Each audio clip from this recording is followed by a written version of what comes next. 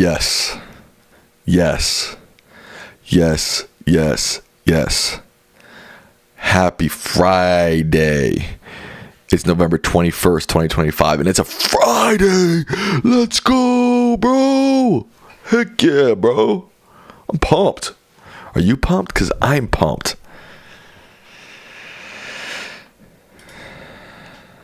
It's a Friday, and we're streaming here on the Sam Lickman channel. What's everybody sipping on? I'm sipping on some green tea. Shout out green tea. Apparently it's a super drink. You know I'm spraying at you. Nathan frickin' Casey Grant. Nice to see you, brother. Nice to have you here on this Friday in November. Almost Thanksgiving. Next week, next Thursday. 6 days away is Thanksgiving. Thanksgiving has really nice food. Nathan's getting a new car this weekend. Let's go. What kind of car? Like a brand new car? Hello, Tony Osmond. A 1995 Lincoln Mark 8. What the heck is that? Hold on, let me check that out.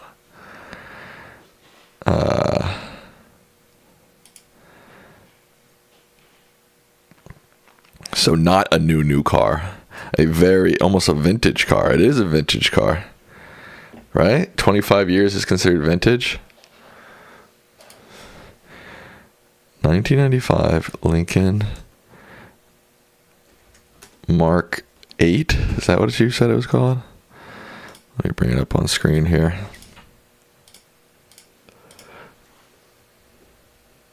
Wow. Wow, look at this thing. Holy moly. That is quite a car. What made you want this car in particular? I'm curious. Has a big V8. Luxury RWD. Okay. Wow. So effing ugly. I want it. Right. It's so ugly. It's cool. Now this one's kind of sick. Huh. Shout out to Nathan for getting a 1995 Lincoln Mark 8. I think I once had a car from the... I had a Ford Aerostar for like 2 days before I crashed it. I had this thing. For literally like a week. It looked like this. And man, I love that car. This was like the best car I've ever owned. But I crashed it and pretty much sent it to the junkyard after that. It was like sitting in my grandfather's barn for like 20 years. And I was in high school and I was picking up a bunch of girls and taking them to a party. And I had picked them all up and I was driving back. I had like 8 girls in the back of my Aerostar. And like I took a turn and I guess the power steering didn't work right. And you know, I was just kind of lightly steering and I was like expecting to go back, but it got stuck. And I rode up on the curve, hit a bus sign, and the bus sign bent and smacked my windshield and shattered my windshield. And all the girls in the back were like, what the hell? Oh my God. I'm like, oh shit. And I called my friends who were at the party. I was like, guys, I just crashed my car. You need to come with a bunch of cars and pick these girls up. And then they did. And then I called my parents. And, you know, I was like, hey, power steering went out. I crashed the car. And they came. And they didn't really want me to have this car anyways. They already thought it was dangerous. And they're like, we're literally just throwing this car in the junkyard. So that was the last of it.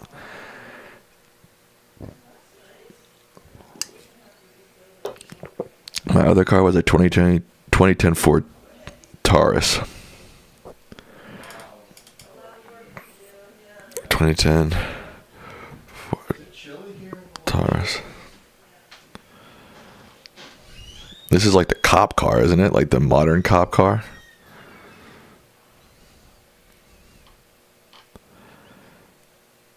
Hey, Dennis, thank you for the donation. I appreciate that. Nice to see you. The red HSO model. What'd you get from Mom? There is, she has Lebanese Taverna and Vietnamese. She can have either. 500 horsepower. That's nuts. That Aerostar is the only Ford I've ever owned, to be honest. I had a Honda Civic. Well, first I think my first car ever was the Ford Aerostar. Then I got hand-me-down a Honda Civic, dark blue Honda Civic, like an '05, I want to say. 2005 Honda Civic. I think it was a hybrid, actually. Yeah, it was this car. Dark blue. It was literally this car. So I had the Aerostar for like a month. Then my parents had this car, and they had a red Subaru, maybe like, I don't know, what year was that car? Around the same time.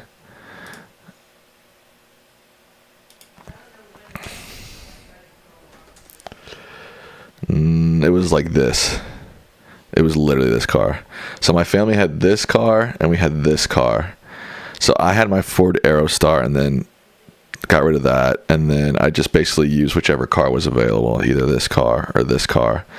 And then in college, I got hand me down this car, so it was like officially my car. And then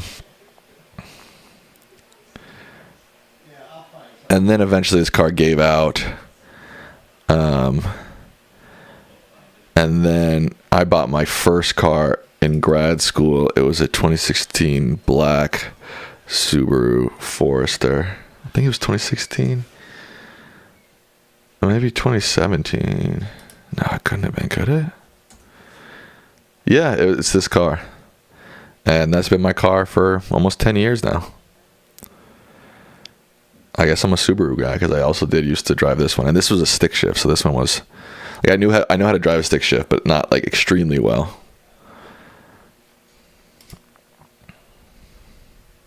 Yeah, this is my car. This is literally my car. My current car. My car since 2016, I think. Yeah, I think I got it in 2016. So next year, it'll be 10 years with this car. And I love this car. This car's a workhorse, man.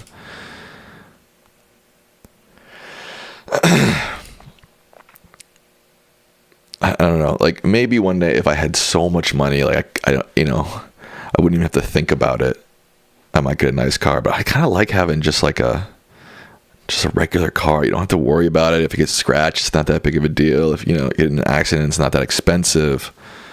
I like this Subaru. I would get another one. I would get the new model if mine ever gave out. And it's just a reliable car. It's a workhorse. Gets you from point A to point B,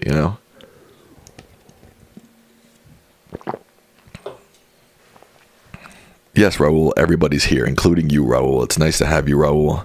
You're a man of dignity and honor. That's what I've heard. My voice is getting a little scratchy. Dennis's first car was a 1990 Chevy Cavalier.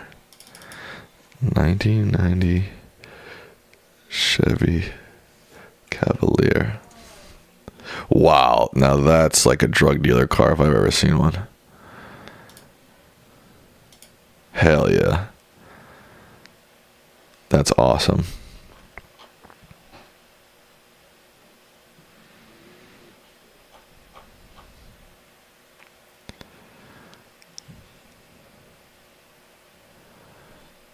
Man, these cars are like vintage now. Origins and Tall Tales is in the house. Thank you for being here, Origins and Tall Tales. Hey, I'm on my stream tip this week, I guess, right? How many times have I streamed this week? Let me check. I think I streamed the post show. I think it's my third stream this week. No, thank you, Origins and Tall Tales, for being here.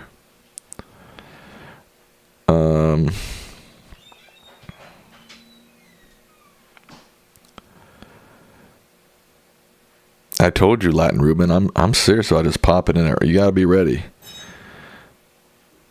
Oh, I streamed Monday, Wednesday, Thursday, Friday. think I did. Something like that. I've streamed 4 times. This is my 4th stream this week. Everybody grab your green tea. Gotta switch to hot tea, though. It's too cold for these cold cans of tea. During the summer, I couldn't drink the hot tea. It was just too hot, you know. But now it's too cold for the cold tea.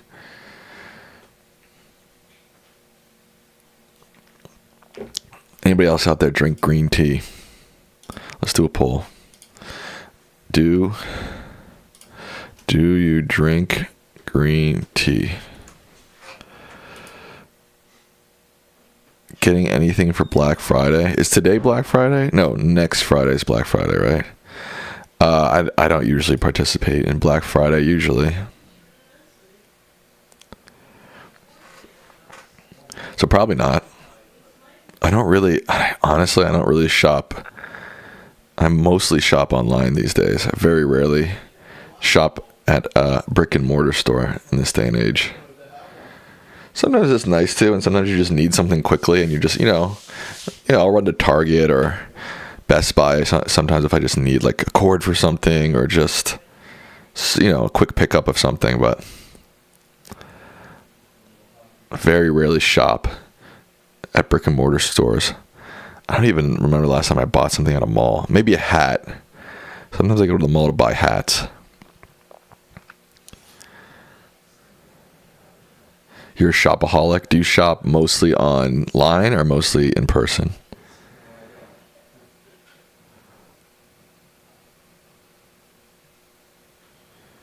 You can only see eye candy in person. I'm not sure what you mean by that, but I went through a shopaholic phase on shoes, and most of those I just buy online because I know what size I am, so I just buy them. It is a little harder to buy clothes online because you're not exactly sure how they'll look on you. Oh, you don't buy anything, you just window shop online. That seems like torture. That seems like it just would like tickle that materialistic itch in your brain and just drive me crazy. Like, I'm not a materialistic person, but sometimes if I just window shop, I'll start being like, buy, and then I'll start buying, and I'm like, I don't have enough money for this.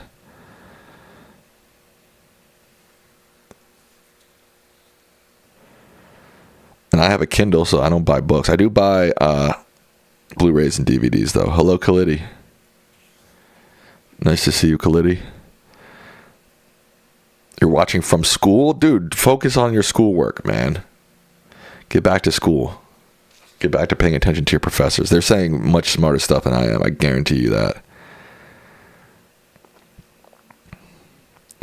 I like watches, but I don't really have enough money. I have like one semi-fancy watch, and by I mean semi-fancy, it was like $250. But I don't have enough to really start collecting, but I'd like to.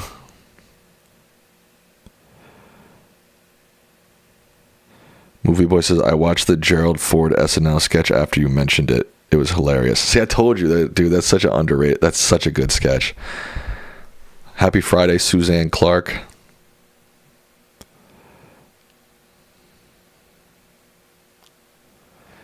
Can only see hot girls in person. They love the malls. That is a fair point. I used to go to the Grove in LA quite a bit, and the Americana, which was in Glendale. Those were like outdoor LA malls, and there were hot girls there for sure. I wouldn't really shop. I would go. There was like an Apple store at one that I had to go to once, and there's a Nike store. Sometimes like when I was in my shoe buying phase, I'll buy shoes. And if I don't like them, I'll just go to the Nike store and return them. What's your favorite TV shows? My favorite TV shows include The Crown, Breaking Bad, The Sopranos, Entourage, Downton Abbey. These are things that are just coming up to the top of my head. Portlandia, Mad Men, just to name a few. Recently, I watched The House of Guinness, and I really enjoyed that. Probably my favorite show in recent memory. Game of Thrones, House of the Dragon. Also, two of my favorites, minus Game of Thrones season 8. But man, we need another House of the Dragon season. I really liked that second season. I found it very, very well written, very well acted. But apparently it's going to take them like forever to release that third season. I've never seen Outlander. I'm not sure what that is even, to be honest with you. Outlander. I do love British drama. I'm not going to lie to you. So this looks like it might be up my alley. After serving as a British Army nurse in World War II, Claire Randall is enjoying a second honeymoon in Scotland with husband Frank, an MI6 officer looking forward to a new career. Suddenly, Claire is transported, it's a time traveling thing, to 1743 and into a mysterious world where her freedom and life are threatened. Interesting. I have to check that out. Gen V on Prime is awesome. Gen V. I'm really not up on like TV shows. Is this like a spin-off from The Boys? From the world of The Boys? I like The Boys. I wasn't like blown away by it though. Movie Boy says, I recently watched the Nuremberg movie and thought it was amazing. I have to watch that. There's a good documentary on Netflix about the Nuremberg trials, and I really enjoyed that. So I think I'll like this movie. Oh, it's out. So I guess I could go see it tonight if I wanted to.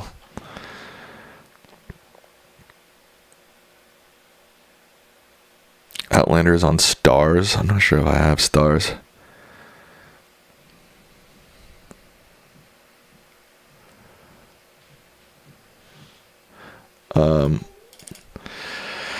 House of the Dragon season 3 release date. Let's see if they got anything. Summer 26, so we're still a year away.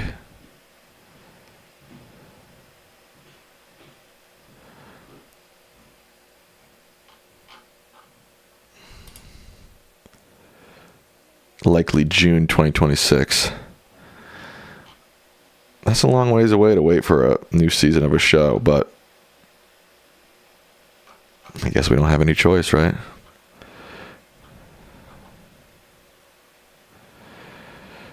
Gotta see Gen V from season 1 to understand it all. Yeah, I mean, I'm not... Who starts a show on season 2? I guess maybe some people start a show on the current season. That is true. But no, I don't. I certainly don't. I'm not a crazy person, okay? Unless it's like a reality show, you can probably pick that up at any point, right? But I have to start from season 1, episode 1. I can't just start a show in the middle. Even like when I started watching Big Bang Theory, I was like, I gotta watch this from season 1. Well, once streaming became available, obviously, like in my earlier days when we were just messing with television, just standard cable, you just turn TBS and you just watch whatever episode was on. That's just how it was, kids. But now that we have streaming available, I very rarely start a show at a random point or at the newest season. Again, unless I'm watching with a friend. Like my ex-girlfriend, she used to love watching New Girl and Schitt's Creek, and I'd never seen it. And she was already, halfway through each, so I started watching it halfway. But, those are specific circumstances, right?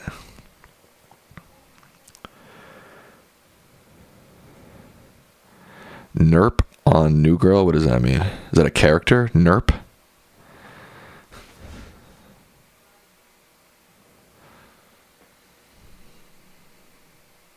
Yeah, the streaming age has changed everything, right? It's like you don't need to watch season 3, episode 6 anymore. You can just start from the beginning. Spider Samuel Morales. That would be sick. Can you imagine if I was Miles Morales?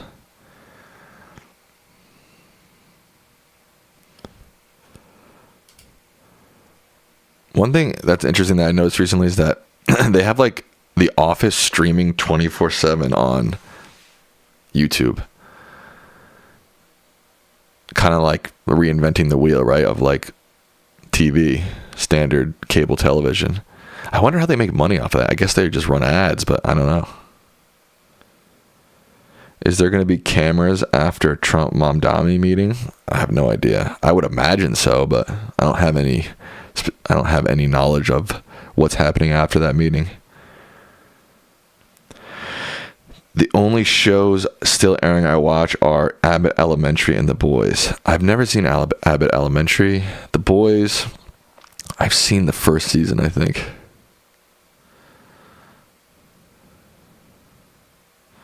Mass streaming has caused us to be so unaware of real-world politics. Trump pounced on that. You think so? I don't know. I think Americans there's always been sort of a slight distance between them and the real world and politics, and I'm not sure if streaming changed it that much.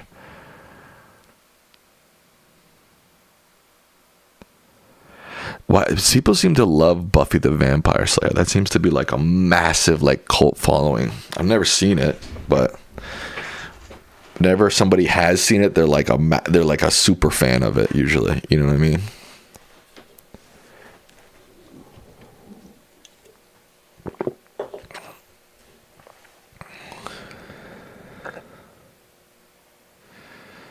Kiko just takes over the stream during your lunch/bathroom breaks. That would be awesome. Can you imagine?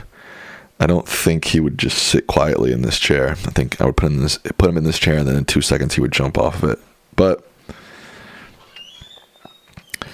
what do you think of AOC not advocating for Jeffrey's challenge? He is prototypical spineless Dem. I'm not. I don't have that strong of an opinion on Jeffries. I'm not thrilled with him. But I'm not like foaming at the mouth for him to get primaried. How do you think the Mamdani Trump meeting will go? That's a good question. I think probably Trump will do his usual sort of like, he is a really good sort of host. I mean, he's a real estate guy. He knows how to schmooze people, right? I think when push comes to shove and they're in person, Trump will kind of be maybe a little jokey, jabbing him with some like socialist jokes, but overall will be like a more like hospitable Trump. But you never know. Would you ever do a PhD like your dad? Probably not. I just, I did, obviously I went to undergrad and then I went straight to grad school and then I tried to go to law school. I only ended up in law school for a week, but when I went to that law school the second time, I sort of realized, or when I went to law school, second graduate program I was about to do, I kind of realized I was kind of burned out from education. And, I want to start getting into the real world. And sometimes it feels like when you linger in education for too long, you kind of get left behind So I doubt it, just because I'd rather get into the thick of things. But I like the idea of having a PhD. I also don't know exactly what I would get it in. Did your dad ever meet Trump? I don't think my dad's ever met Trump. He does have this. Trump did send him a signed copy of a printout of his Washington Post 2016 prediction. But I don't think they've ever met.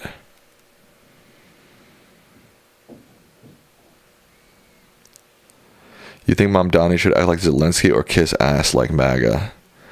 I think Mamdani's going to be the same. He's going to be a little jokey, but smiley and laughy. And I can't imagine they're going to be all like serious and tough. I can't imagine it's going to, turn into something like the Zelensky-Trump meeting. But, one thing a lot of people online don't do enough is I could be 100% wrong about that. But that's just my take.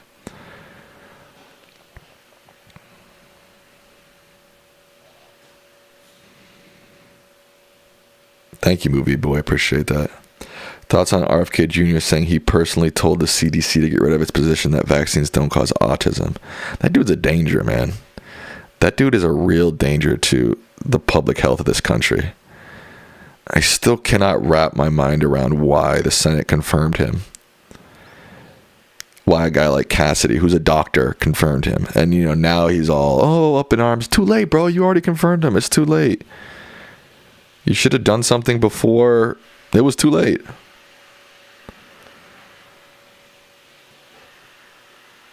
hopefully, what I've been holding out hope for this whole time is that someone sane wins in 2028 and we just reverse all this crap that Trump and his cronies have done. Can we survive a couple years of the CDC taking that off their website? Yes. Do you like Dean Withers? I don't really watch him much. I don't see him as necessarily the best representation for the left. Maybe just because he's like a stereotype of what people would think of when they think of sort of like a left-wing young dude. He seems to get a little emotional and triggered. I don't know. I don't like commenting on people because, like, everybody has their strengths and their weaknesses. He's certainly a smart guy. There's no doubt about that. What would happen if Vance became president? That's a good question. Does the completely insane stuff continue? I'm sort of thinking no. I'm sort of thinking if Vance becomes president, the RFK Jr. level of crazy leaves our government. But he will still be an extremely conservative president. GeoGuessr? Yeah, we might play some GeoGuessr. I'd be down for that. There needs to be major reform on the power of the president. I totally agree with that. I don't think people are talking about that enough.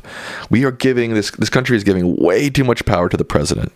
We're supposed to be a democratic republic, checks and balances, different branches of government. The president has over the years gained way too much power. Tony says, I hope Mamdani tells Trump to F off. That would be funny if Mamdani went in there just completely just went in there swinging, metaphorically, of course. I don't see it happening. Trump, often I see him soften when he meets people in real life. He'll talk a big game on True Social, and he'll talk a big game when during press gaggles when the press is asking him about people. But when he actually meets them in person, I've noticed that he kind of softens.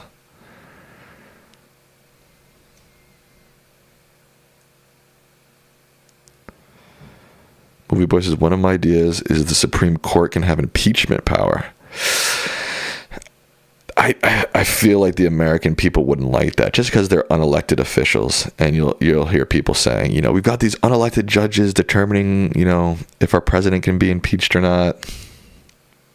Then again, on the other side of things, impeachment in Congress is completely political. If a scandal comes up and you're a Republican with a Republican Congress, you're pretty much safe. Same pretty much with the Democrats. But if you're a Republican and a scandal comes up and there's a Democratic Congress, you're in trouble, and vice versa.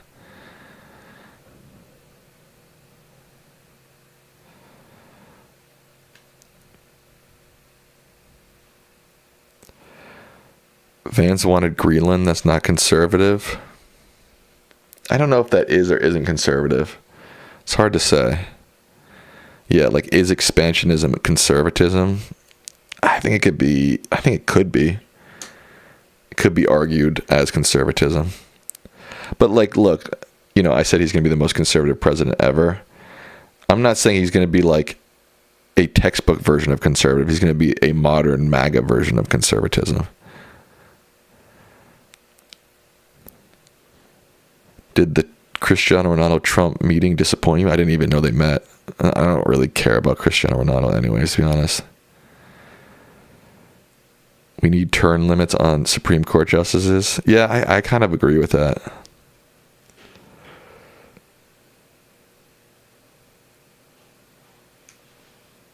I'm not going to say anything on my new job opportunity yet. It's still way too much in its infancy to discuss.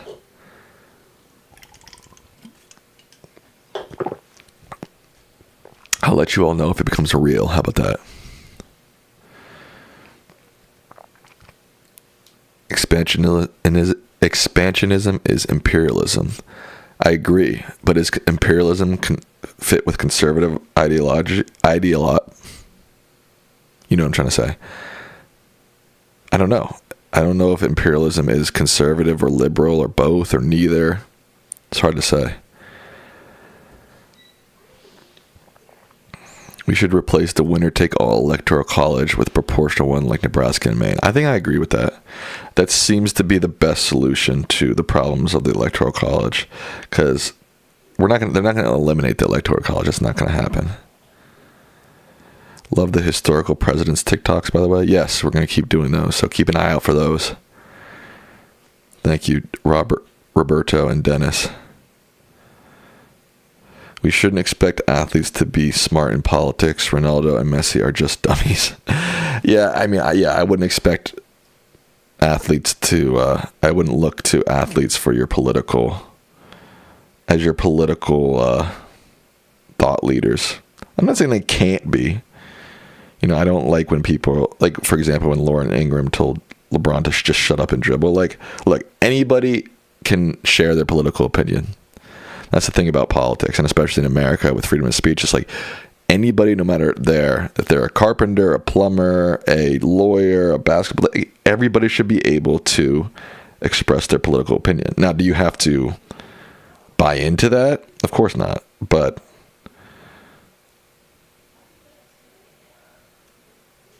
yeah. Hey Sam, are you still finding a way to do call-ins? I would really like to call rather than talk via text. I haven't really explored that, to be honest. So I wouldn't expect that, at least not anytime soon. TBH. Citizen is the most important political office. I agree with that. When I was in a fraternity, we used to have this saying, we had like I forgot, an e-board, we called it, an executive board, of guys who we voted on. And we had, a president, a vice president, a social chair, a treasurer, et cetera, et cetera. But there was this saying in my fraternity that the most important position is an active brother. And that really rang true with me. And it's very similar to that sentiment. Citizen is the most important political office. The most important position in fraternity is an active brother. Same gist, right?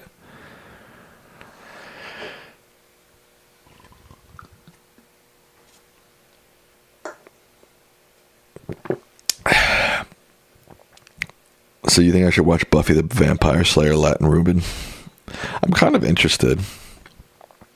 Apparently there's a lot of hot women in it, so,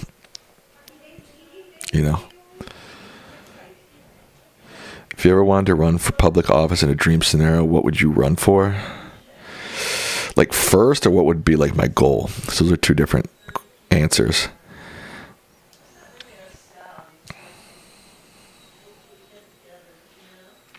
What would I run for first? I don't know. I've never thought about it. Depends where I was living. Probably some sort of city council person or state council person. That seems like a pretty good first step.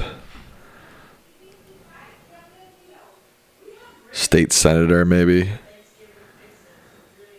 Oh yeah, Wicked's out. Wait, it's out today?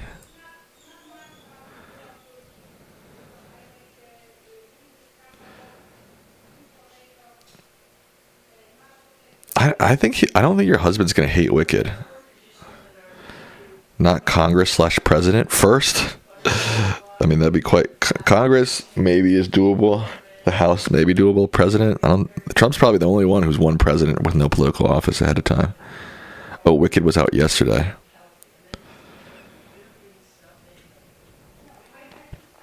I like Wicked. I haven't seen the second one yet, but I like the first one. Oh man, there's a lot of movies on my list. I gotta see the Nuremberg movie. I still have to see One Battle After Another. I gotta see the new Wicked. I haven't seen One Battle After Another yet, so I can't say if Sinners or One Battle After Another is better.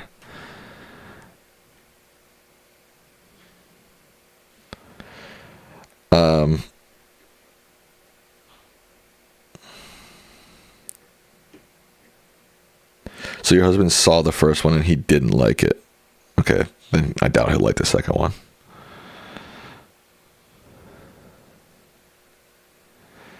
Roberto says, tempted to see Christie, but seems like it was bad. Yeah, I don't have any desire to see Christie. I'm not sure if Sydney Sweeney's a good actor. When I saw her in Euphoria, I thought she was good, and then everything I've seen her in since then, which is not a lot, I don't really seek out her stuff, but what I have, I'm not convinced she's a good actor. I don't know. What do you all think?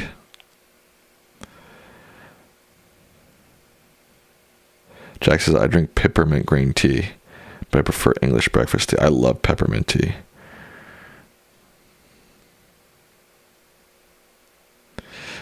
Origins and Tall Tales says, I think boobies. She's hot. There's no doubt about that. She's hot. And is that carrying her career? Maybe so. Jack says, I think you'd like one battler after another. I have to see it. I really do.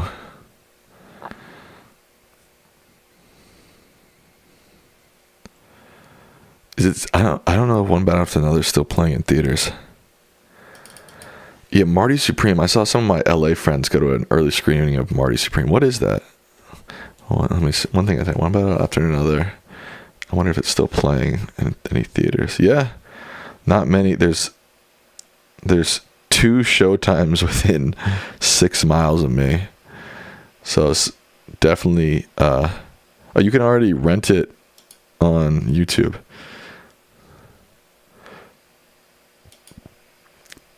Maybe I'll just do that. Marty Supreme. Oh, it's a new Chalamet movie. Marty Mauser, a young man with a dream no one respects, goes to hell and back to pursue it in the pursuit of greatness. Oh, Tyler the Creator's in it. Oh, it's a Safdie Brothers film? Interesting. Does this have any reviews yet? Not really. 4.2 on Letterboxd. When does this come out? December 25th. Oh, so it's not out for like another month.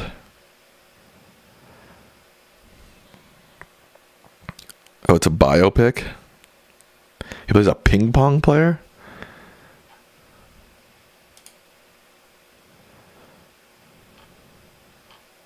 Huh. I like his outfit. That's pretty cool.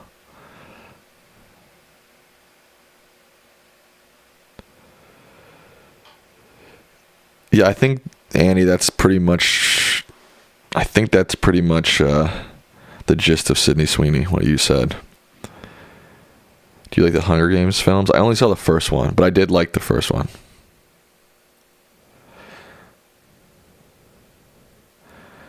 It's based off the life of ping pong player Marty Reisman, supposedly a Playboy ping pong player. Well, that seems like a contradiction, doesn't it? But hey, that makes for an interesting movie.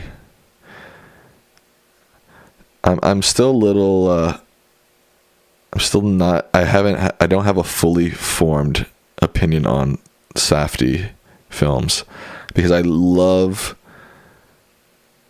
Uncut Gems. I didn't love Good Time. Have I watched The Simpsons? That's like asking somebody like, have you had McDonald's? Like, of course. I don't like watch it. I haven't watched it in years. And I've never sat down like on a streaming site and watched it from episode 1 or anything. But yeah, growing up, I mean, it was on TV all the time. Why do people play pickleball? Because it's like tennis on easy mode. That's why people play pickleball. It is fun to a certain extent. It was fun. So I just started playing pickleball a little bit. It was fun until I started playing with people who really play, and then it became unfun. Because essentially what you do at pickleball is you stand at the net and you go click, clock, click, clock, click. And I was like, that's kind of boring. Like, when I was just playing for fun with friends, we'd be like back there, like hitting it like we're Andre Agassi, tennis on easy mode. But then apparently, like, just the strategy of it's better to be up on the net, and then it's literally just a game of like dink donk, and then I'm like, all right, pickleball sucks.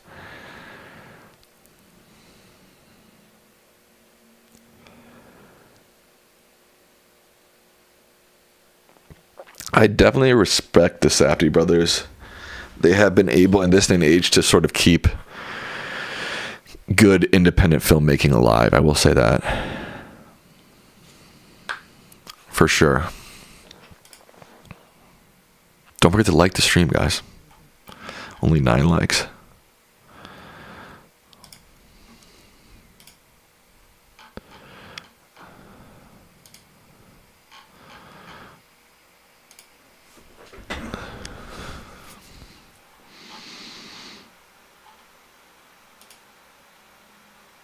He's directed 32 things.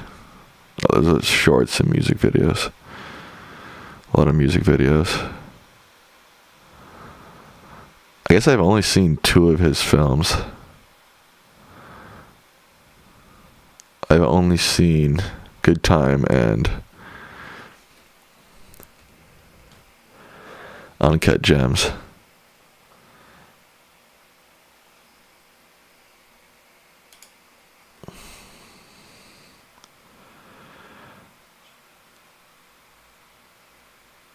What movies are you most anticipating for next year? I don't know. I haven't been following much movie news. I'm not really sure what's even coming out next year. Thoughts on Rachel Sennott? I don't know who that is. Rachel?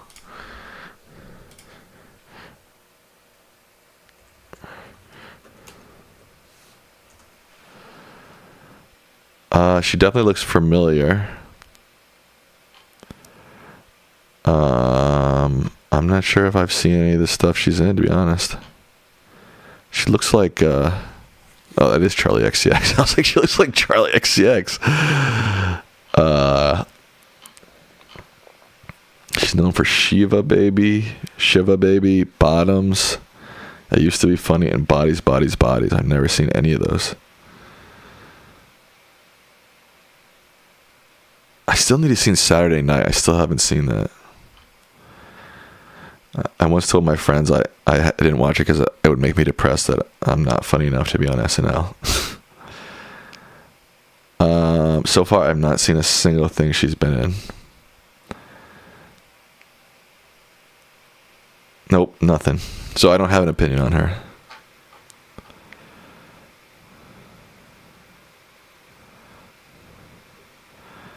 Zootopia 2. I can't say I'm thrilled. I can't say I've been anticipating that. MJ movie? Like Michael Jackson? Or Michael Jordan?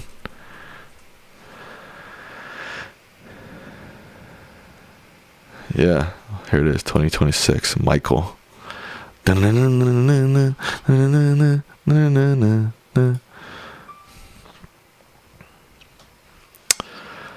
Annie, are you okay? Are you okay, Annie? You've been struck by. You've been. Thank you to Fry. Appreciate that.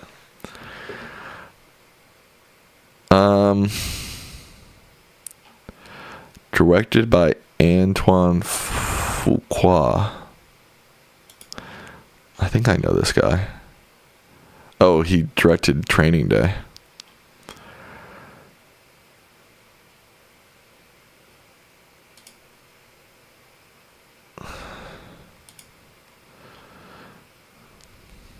So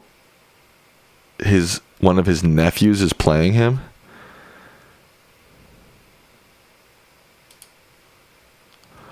That's interesting.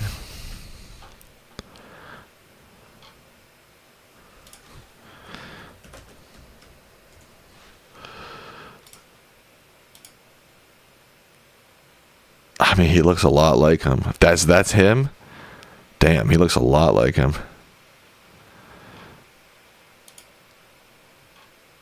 Very interesting. Am I looking forward to this movie? I have no idea. I wish I could watch the trailer, but they usually claim trailers.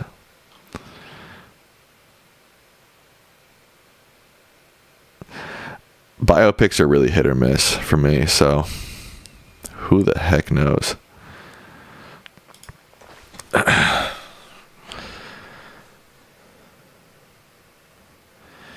Yeah, Michael Jackson is certainly quite a figure. I mean, if he is a child molester, he should be shunned from society, right? For sure. But there's no doubt that man was a pop star. That man made good music, no doubt.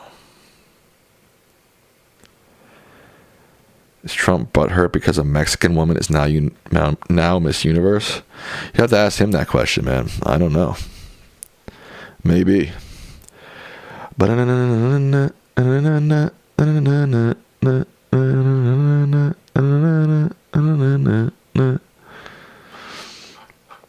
Annie, are you okay? Are you okay, Annie? Sam, who's your favorite Miss Universe?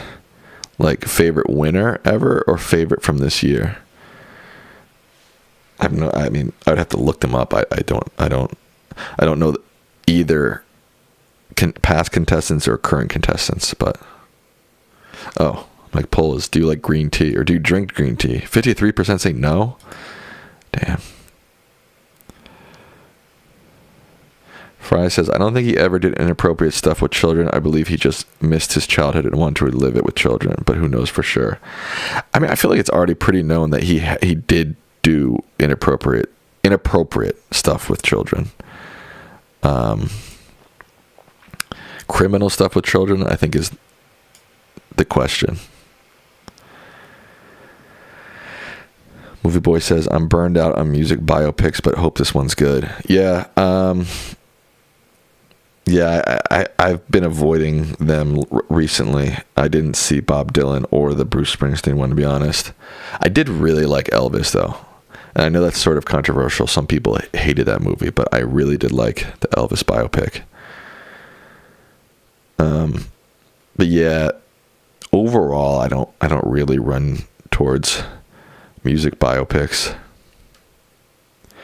I feel like the best biopics are the ones that like are about like extraordinary people or people who did extraordinary things that no one really knows about. Those are the best biopics.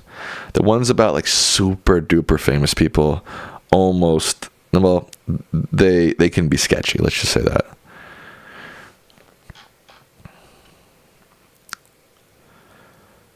Sam, should Christmas movies be watched after Thanksgiving or when December starts? That's an interesting question. Me personally, I would say December 1st, you can start watching them.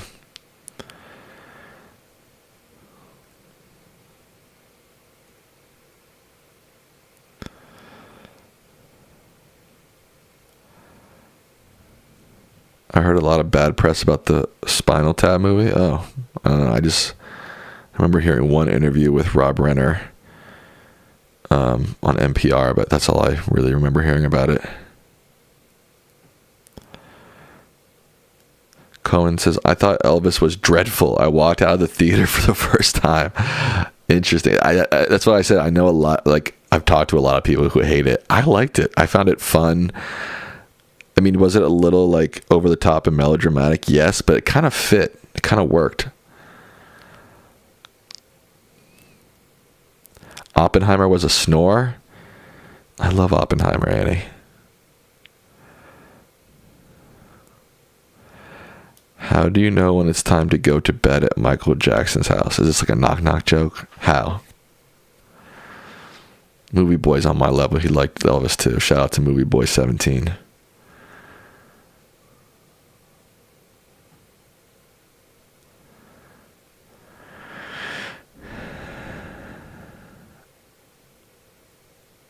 Sophia, what did Sophia... Are you just saying generally you love Elvis and Sofia Coppola? Because I don't think Sofia Coppola had anything to do with the Elvis movie. Or maybe I'm wrong. I don't know. Oh, I need to watch the new Frankenstein movie too. That's another movie. I'm behind. I'm way behind. How do you know when it's time to go to bed at Michael Jackson's house when the big hand is on the little hand? Oh, come on, Andy. That's pretty funny.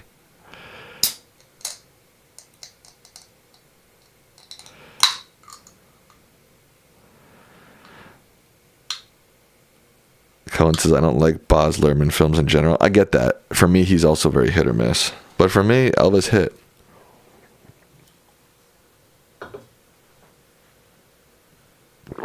Sofia Coppola did not direct Elvis. Baz Luhrmann did. You ever been stage crew?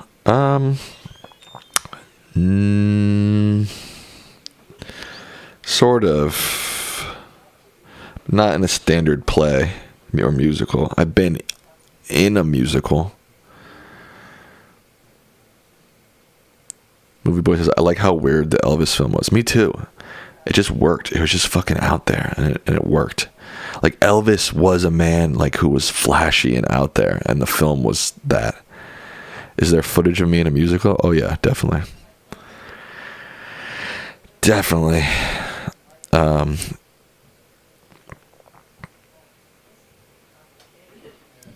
Show it.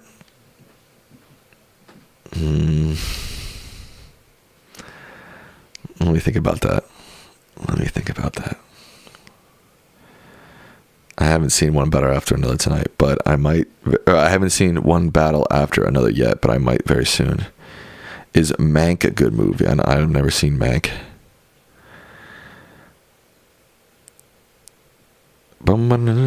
Used to play cello? That's badass.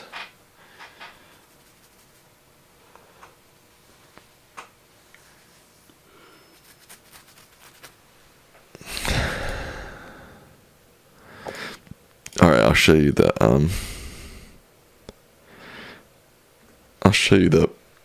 musical stuff. The footage is probably not good, but there definitely are pictures on my Facebook page. I haven't been on Facebook in a long time, but there's definitely old stuff on there from my High School Musical days. Movie Boy says, I really recommend the Bob Dylan movie. Yeah, I gotta check it out. My dad watched it recently and said he said the music was amazing. He said that the plot didn't move him very much. Oh my God. This post is from 10 years ago. This was in grad school. One of my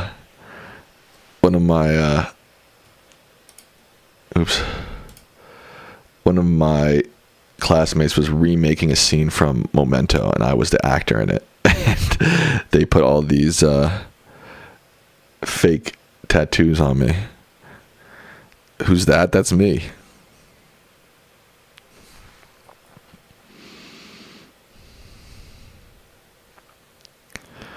Let's see if I can find the High School Musical stuff. Oh my God, you have to have patience. Yeah, it took a long time to get all those on.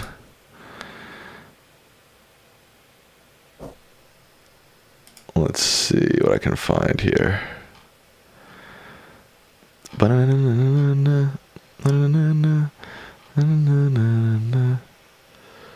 So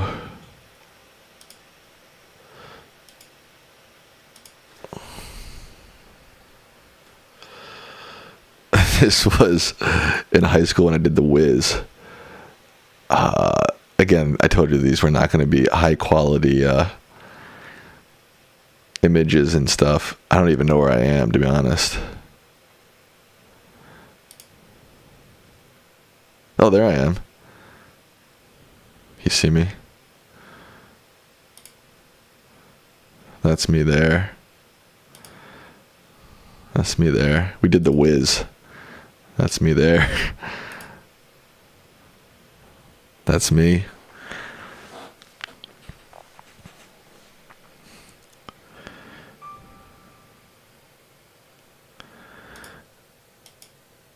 That's me. Oh my God. That's me. I had a lot of different roles in this play. That's me. Oop. That's a different stage performance that I did. I mean, I was ripped back then. Look at that shit. What happened?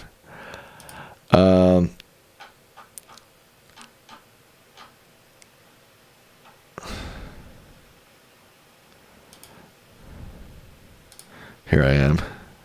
I had literally 8 different roles in this musical. I guess that's what happens in high school, right? There's only so many dudes who can play the dude roles.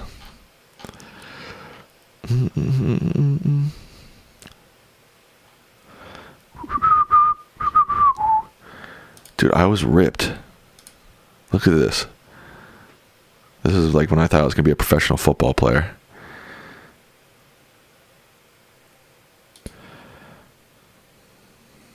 You look more like your dad there than now. Interesting.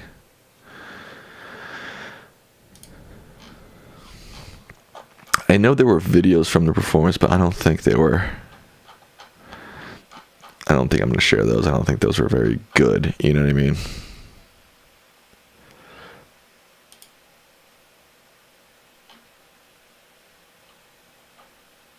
I'm trying to see if I can find them. I don't even know where you find videos.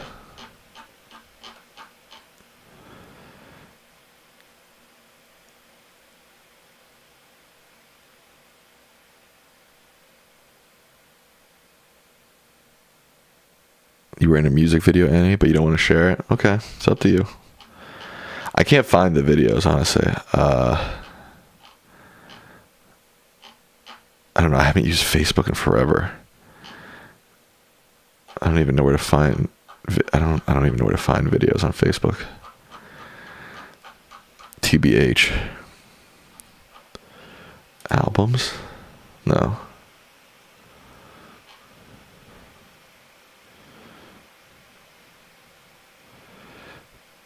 Jessica Denson, on her YouTube channel, is now talking about veterans who want to impeach Trump. Let's do it. Let's do it.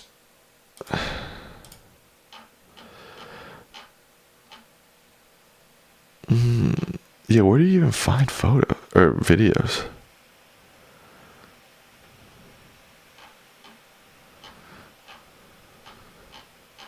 I can't find them. So, hey, but you got an inside look onto High School Musical Sam, so that's big.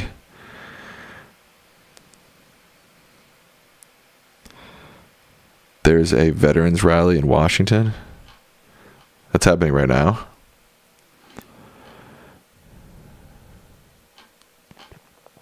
I gotta get off Facebook. I'm starting to get into that. You know, you get sucked into. You're like, oh, I didn't remember this. Oh, remember this. Gotta get out. Gotta get out. Gotta get out of there.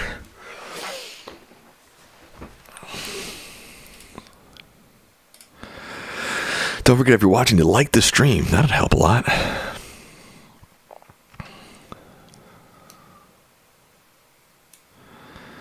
If Trump is impeached, I wonder which one they will pick to impeach him for. Trump's not getting impeached, at least not until after 2026, if the Dems can take the House. And they'll impeach him for something that happens once they're in power. They're not going to go back and impeach him. But I don't know. Maybe they will. But I'm trying to think of, like, so far what's been his most impeachable offense in Trump 2.0. Probably his crypto shit. I mean, that's just straight up bribery, right?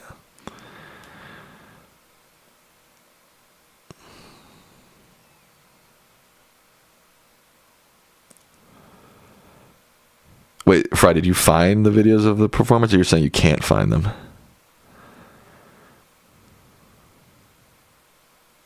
Kiko 2028, facts. Total and complete factual information. Oh, National Guard deployment? Yeah, that's definitely a possibility.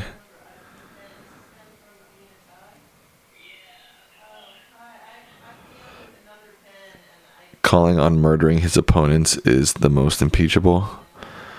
That's a fair one too. Yeah, I get that.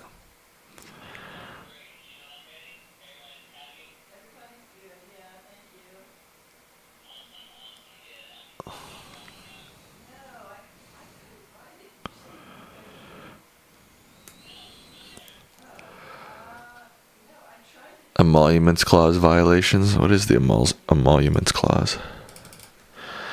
Emoluments clause. The emoluments clause that present in the U.S. Constitution that prevents federal officials, particularly president, from accepting gifts. Yes. I feel like this is the easiest way to impeach him, through either his crypto stuff, through the Qatari jet. That seems so black and white, you know. Okay, how about you sing your part now from The Wiz. I don't remember any of the stuff from The Wiz. One of my parts was Uncle Henry, and so I'm like the first person to. Well, other than Dorothy, I'm the first person to be on stage, and I think I just run out and I say something like, "Dorothy, there's a storm coming. Let's go," or something like that. I don't remember any of the musical numbers, to be honest with you. Well, I do remember like the one that was like, move on down the road. That's sort of the main one, right? Speaking of Michael Jackson and The Wiz, whoa, it's all connected.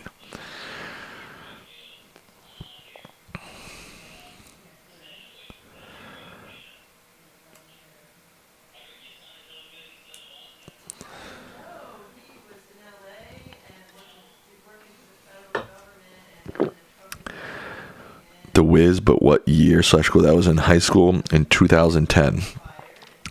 That's when that spring 2010. So, long time ago, 15 years ago. Holy moly. A long, long time ago. I can still remember. Okay.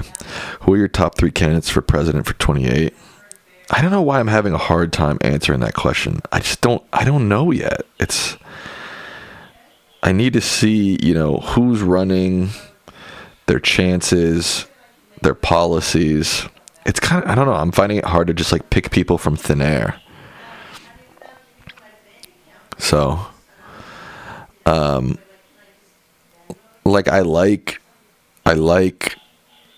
AOC. Is she even gonna run? I don't know. I was on the Cory Booker train for a while, but I've sort of slowed on that train a little bit. I don't really know enough about Josh Shapiro to give I don't know what his policy stance will be if he does present himself on the national stage. Gavin Newsom, I'm not crazy about. I don't know. Like maybe there's a U.S. senator I'm not even thinking about that'll throw their hat in, and I'm like, oh, I actually like them. So that's why it's kind of hard to be like, who's my top 3? I don't really know. Michelle Obama, Oprah. No, I'm kidding. Alan Lichtman, top 3. AOC, Harris, Shapiro. Yeah, I don't know. I don't think I would be surprised if I supported Harris in a primary. But again, you never know. I don't know. Shapiro, I don't know enough about. AOC, I like, but I don't even know. I would be surprised if she ran for president. But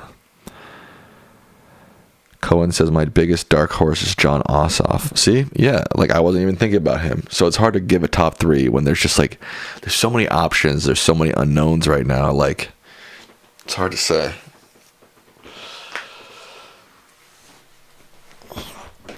Who do you think is the most charismatic of all the candidates? I don't know who the candidates are. It's hard to say. Why do Congress people get $76 a day to eat and children are going hungry? Good question. Very good question. Andy's kid says, I would totally vote for Oprah. I don't think I would, to be honest.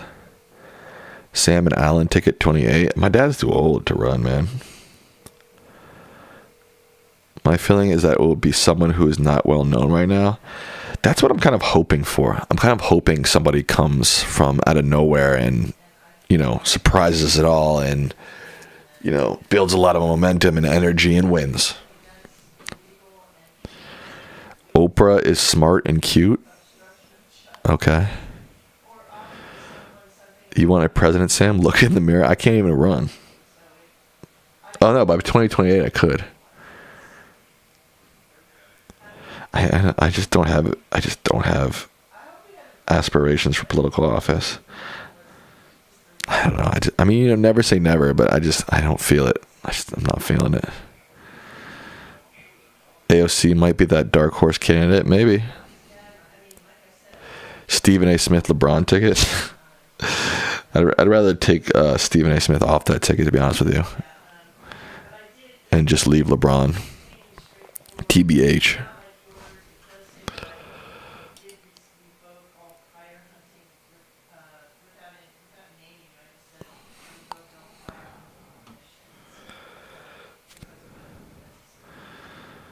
Annie says, I have a little neighbor in high school. She should run. She's an amazing young person. She runs a neighborhood cleanup. That is awesome.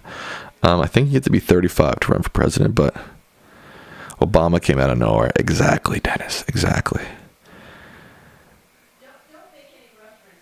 People, it's, everybody wants to know names, right? Everybody wants to know, who do you think is going to be the nominee? Who do you think is going to run? It's like, I hope I don't know. I hope I don't predict it right. I feel like that would be best for the future of this country. If it's someone who's not super well known comes and generates a lot of energy and change.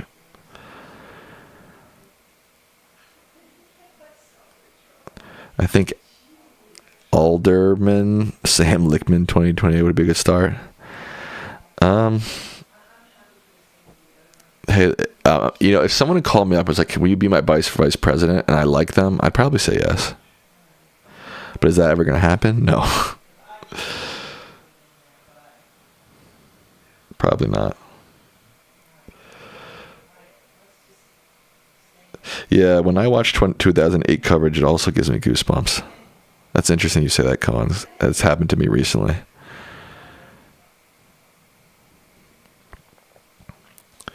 I wouldn't say I'm a good singer. I would say I'm not terrible.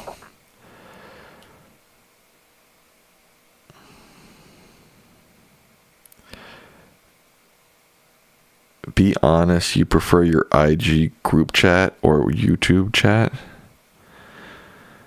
I don't know what you mean by my IG group chat. Like, you mean just like a group chat with my friends?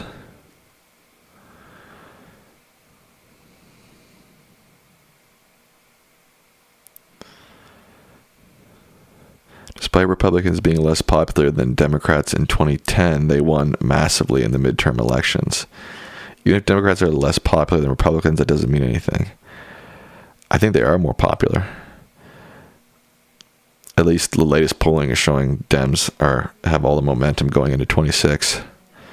Do you have a Discord? Like, do I have a personal Discord account, or do I have a Discord for this channel? I do not have a Discord for this channel.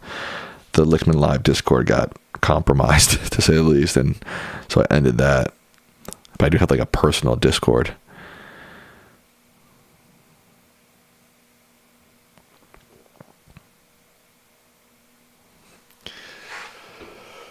Hit you with the stick. Hit you with the blick. Why is that song stuck in my head? I have no idea.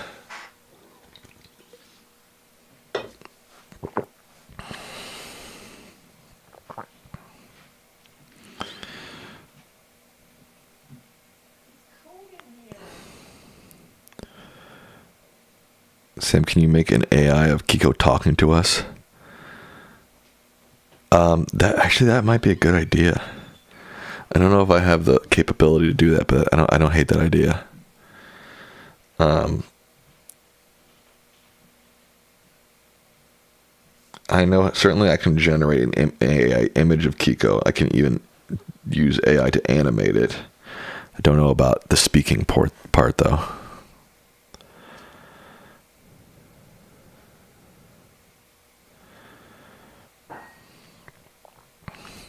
TBH. That stands for to be honest.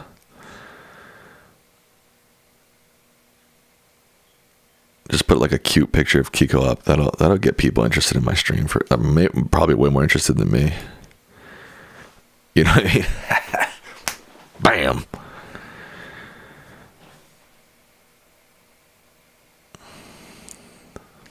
You guys hear that? That was my stomach. Why does Raul keep sending messages and then retracting his messages? I agree with you, Khalidi. Electability doesn't matter. Khalidi, aren't you supposed to be paying attention at school right now? Khalidi came in here and said that he was at school. Don't you have like AP human geography homework to do or something?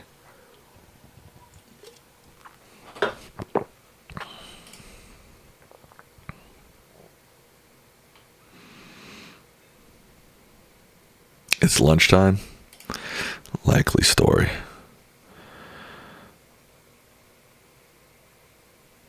Very likely story.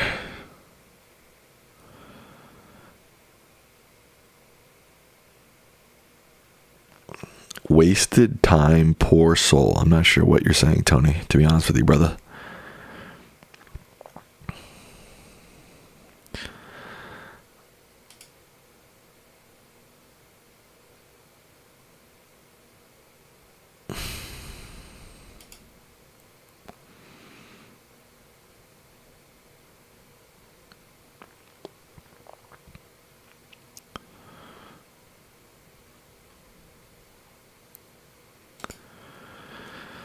Do I have perfect pitch? No.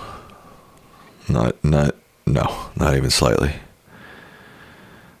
Cohen's, you're in Norway? Where are you? Denmark? I can't remember.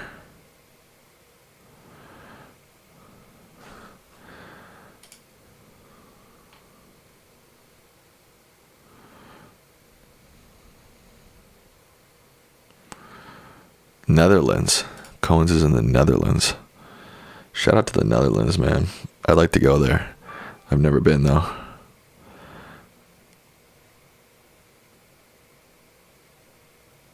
Fry, Epstein's brother already said that in that email referencing Bubba that it wasn't Bill Clinton.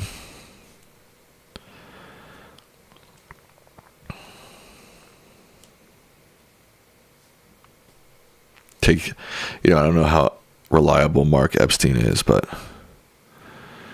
he did publicly say that. All right, let's watch Mamdani meeting with Trump. Hit you with the stick. Hit you with the blick.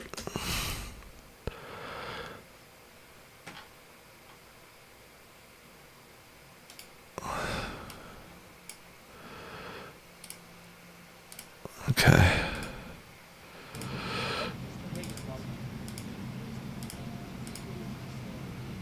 Here we are, folks. Trump to greet Mayor-elect Mamdani at White House soon. This will be interesting.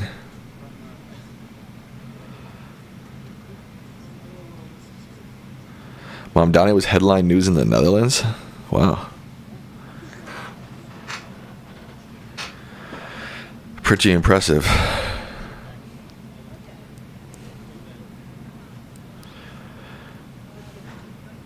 Is he going to greet or berate him? I guess we'll see. It'll be interesting to see their body language when they arrive.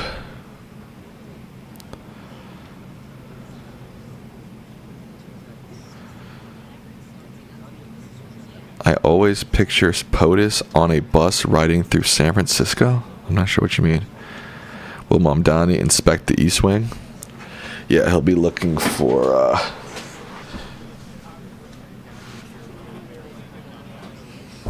I don't know. I couldn't think of anything funny to say. Oh, POTUS here in chat. Oh, POTUS Colidi. Gotcha. Right. She is Colidi. She is.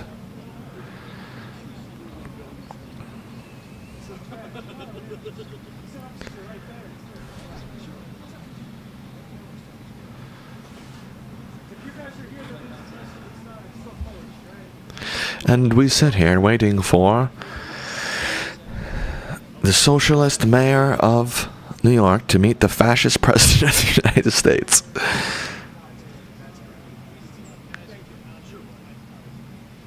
Who would have thought America would become so nuts?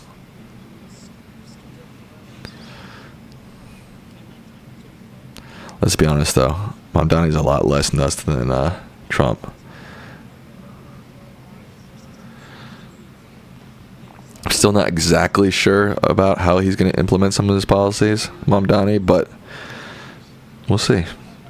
Like, for example, like freeze the rent. Like, that sounds great, but like, how do you do that? And if you do that, won't there be massive side effects to those decisions?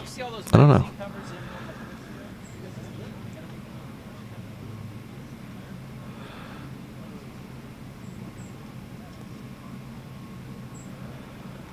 America is so nuts, you might as well have a squirrel for president. That's a freaking great one, Raul. I wish I had a soundboard. I could go, ba-dum, psh.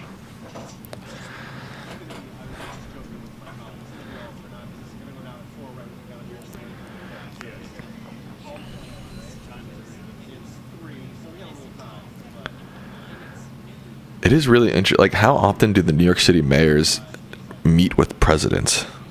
It feels like this is pretty rare, right? Maybe I'm wrong. I don't know. Maybe that this happens all the time, but it feels sort of history making in a sense. I mean, I'm sure a New York City president has met with a president at some point, an active sitting president. But to me, it feels like something that might be rare. Doesn't happen super often, you know. You know?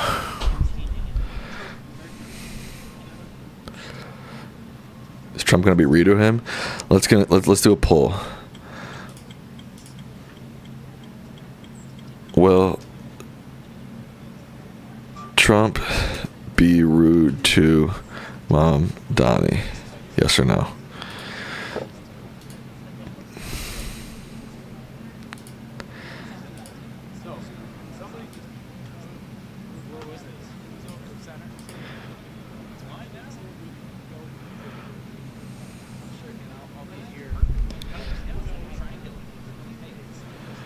New York hates Trump. That is true.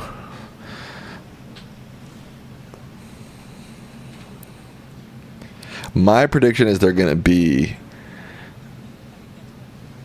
cordial and friendly to each other. Did you see Trump called Zoran Kwame? That's so funny. He called him Kwame Brown, like the former basketball player. That's hilarious.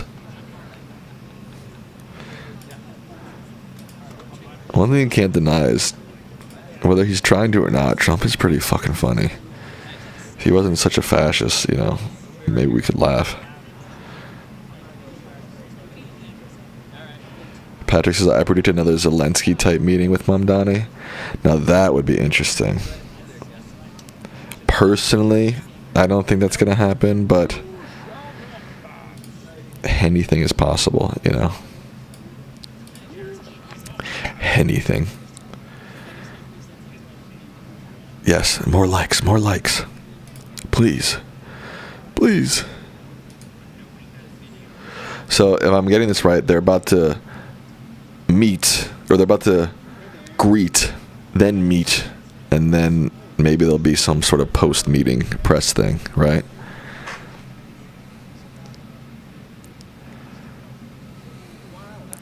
No, I know Zoran's middle name is Kwame. I do know that.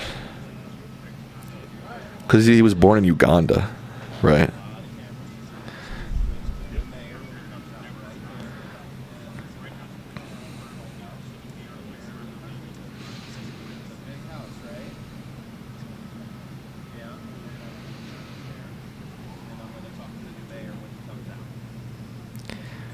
There's not going to be a live press conference or press gaggle afterwards.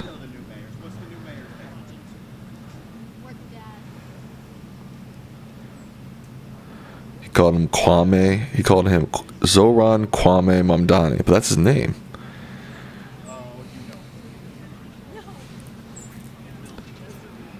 It's only been 9 months of Trump's term. It feels like 2 years. Yeah, it does feel like a long time.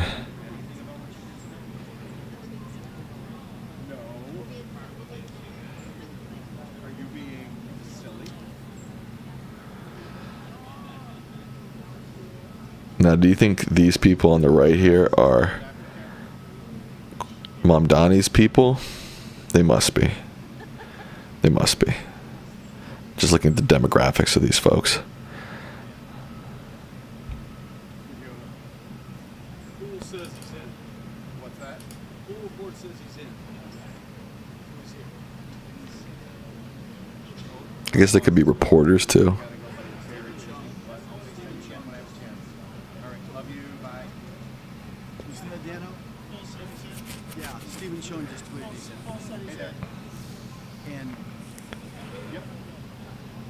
You can't expect a civil conversation from two New Yorkers who hate each other. That's a fair point.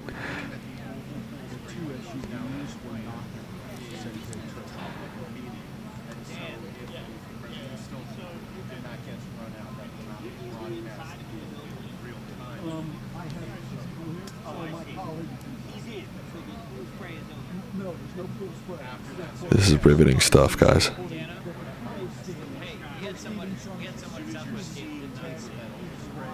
What's the poll at? Will Trump be rude to Mondani? 79% say yes. Wow. So I'm in the minority. I think it's going to be cordial, and they're going to be laughy and pretend like they're all buddy-buddy.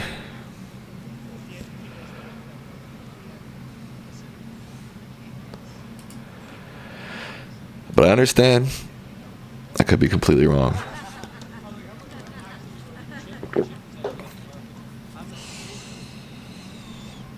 All right. In the chat, put either press or Mamdani or just put in either press or Mamdani if you think these people are Mamdani workers or if they're press. Oh, here they come. Just kidding. Just one Marine who came out.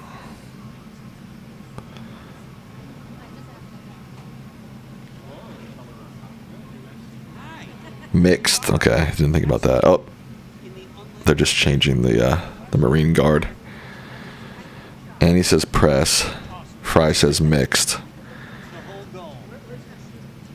He's over at our live position on that patch of dirt. I'm gonna have him walk over and say hi. Mike Del Judas, Mike. Yeah, he's in a gray sweatshirt over at the gray patch. We have pool here. Wow, we're almost at the exact same amount of likes as people watching. That's awesome. Shout out to Dennis again for his $5 donation. I appreciate that. It might be like Zelensky. Anything is possible, guys. Anything is possible with Trump.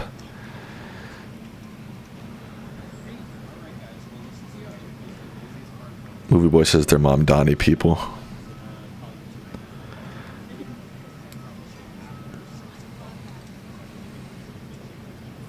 Come on, there are like what? 25 people. Oh, we're at 25 likes and 25 people watching. Oh, now we're at 24 people watching, 25 likes. Heck yeah.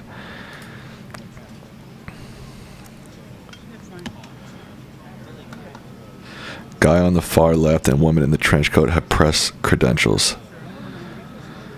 How do you know that? You can't see those tags. Or you know for a fact that those purple ones are press credentials.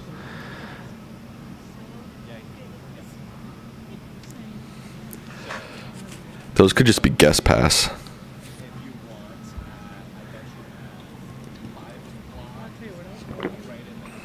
I used to have a press pass for the Capitol building.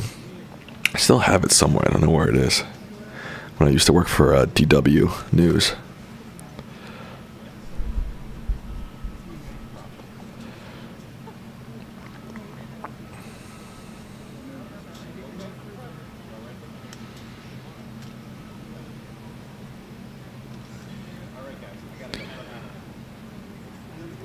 Do you agree with the 2 VP parallel? I don't know what that is. I don't know what you're talking about, dog. To be honest with you, dog. Hey, big dog. I don't know what you're talking about, big dog. You know what I'm saying? Hey, big dog. Hey, big dog. Hey.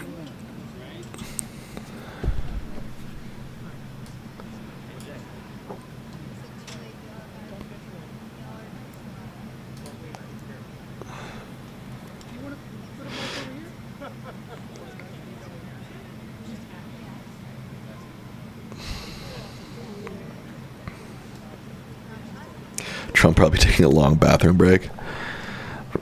Trump's probably finishing up his quarter pounder lunch.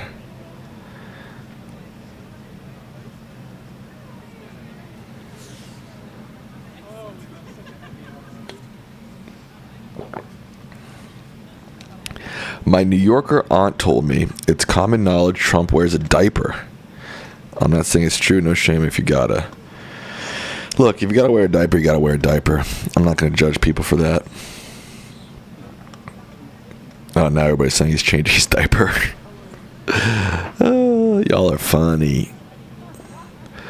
Live from Washington, D.C., Trump and Mayor-elect Mamdani meeting at the White House. How was that, guys? I feel like newscasters all have the same voice now. You know what I mean? We need some newscasters like to switch it up and do something wild like that. Trump and Mayor-elect Mamdani meeting at the White House. Trump is a big baby. There's no doubt about that, and that I will make fun of him for. Sam, you can't expect miracles out of the NYC mayor. I'm not expecting miracles out of him. I like Mamdani. I'm not on the train of like he's gonna fix every problem and everything's gonna be great. And I'm more on the train of like, okay, he's promised a lot. I like what he's promised. Let's see what he can do.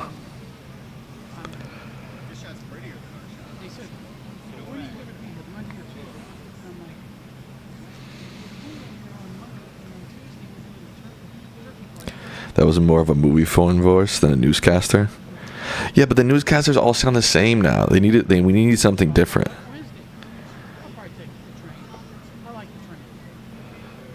Newscasters are like, Donald Trump and Mayor-elect Mamdani meet today at the White House. It's like, give us something else.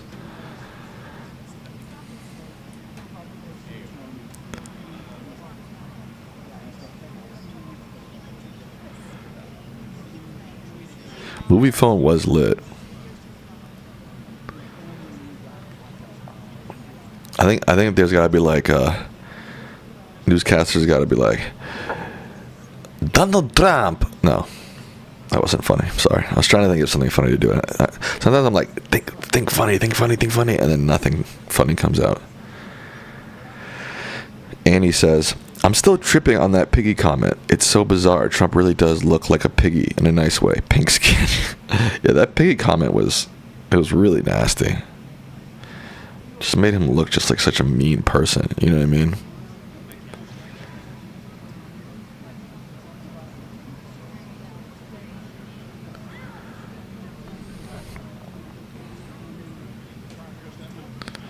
All right, tell me in the chat how I should read a headline, like a cool way for a news anchor to do a headline. Claudia says like a Russian accent. President Donald Trump and Mayor-elect Mamdani meeting at the White House. How's that?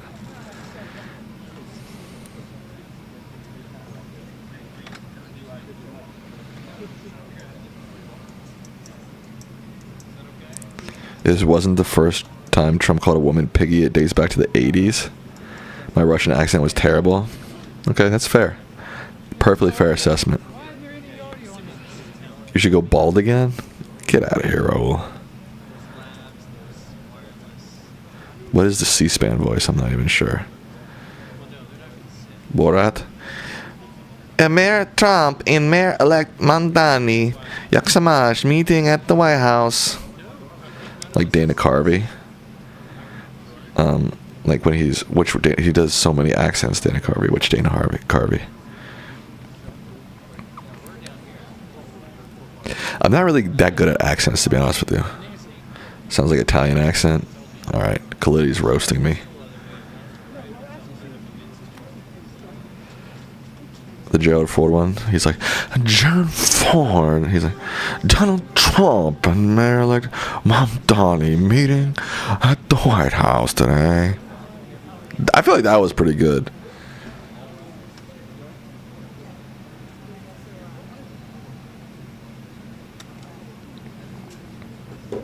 That was a good Borat. Thank you. Okay, Fry. Shout out to Fry.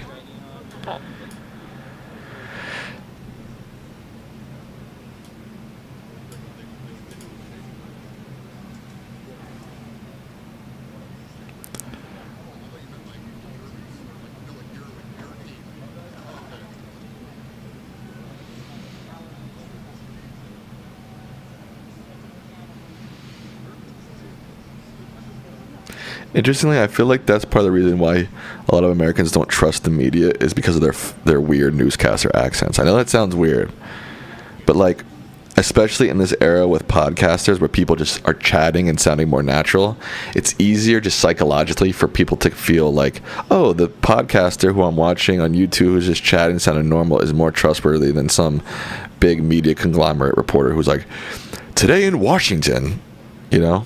I mean, maybe that's a bad take, but I feel like there's some truth to it.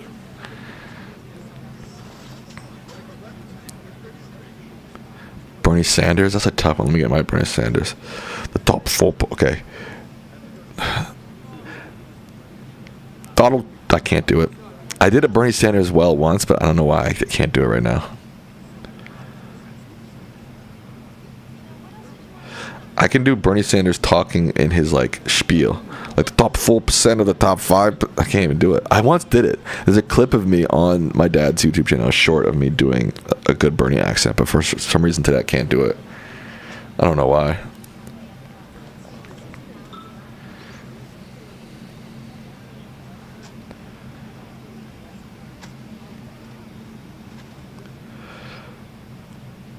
Okay, I'm out on the impressions. I'm not good. Now I'm getting embarrassed.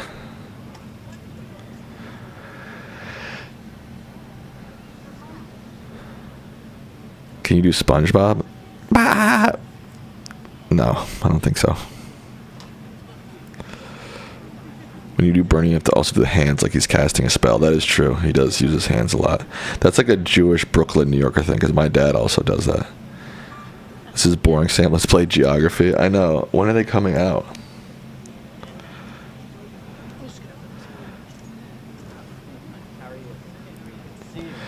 Every time I hear David Muir's voice, I want to scream. He's so fake. I'm telling you, there's something to that. Like, maybe in the 50s when it was like, again, I think especially with the contrast to like a lot of modern internet media, these newscasters, they just sound so fake. Yeah. Can you do a Trump impression? Let me see.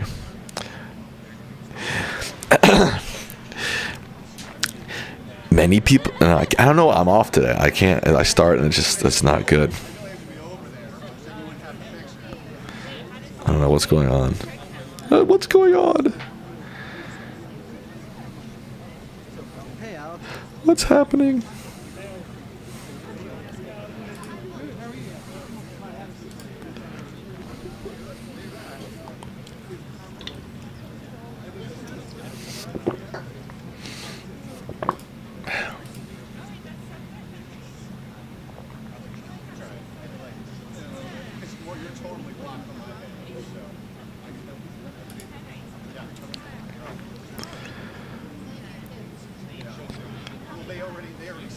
Movie Boy says I feel like I do a good Lyndon B. Johnson impression.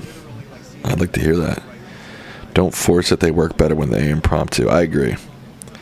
When I start overthinking it, I get in my head and I'm getting embarrassed. Will there be clips inside the Oval Office coming too? I don't even think they've met yet. I don't know. This is just the AP News stream, so I don't know.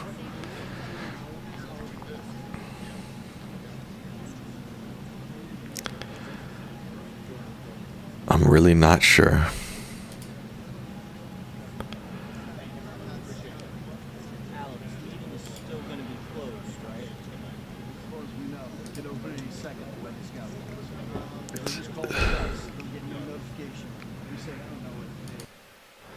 Yeah, these are all the same. I'm pretty sure. They all use the same.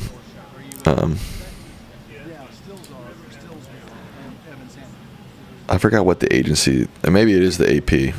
Some agency is out there, and then all the major news organizations pay to cast their stuff, basically. So like AP has a cameraman out there, and then he sends the feed to some sort of general place, and then all the news organizations can pull from that. Do you think they are a couple, the long coat lady and the guy on her right? No. You're talking about the guy in the blue suit and the black woman with the dreads? I guess those aren't dreads. No, I do not think they are a couple.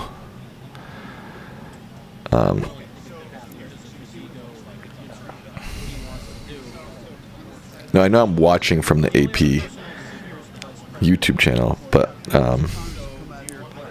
it might be the AP who has the main feed. I can't remember.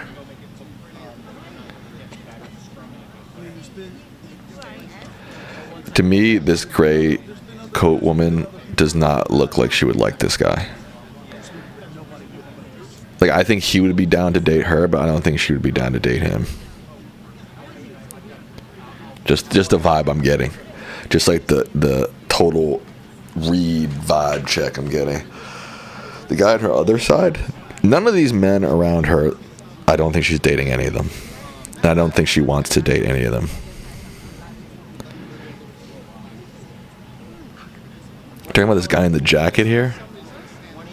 This guy? I think she's more likely to date blue suit guy than she is to date this guy.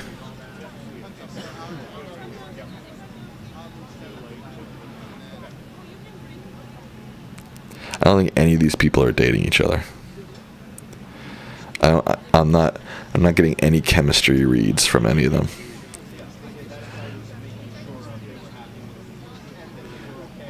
You thought they were maybe married. What are you basing that off of?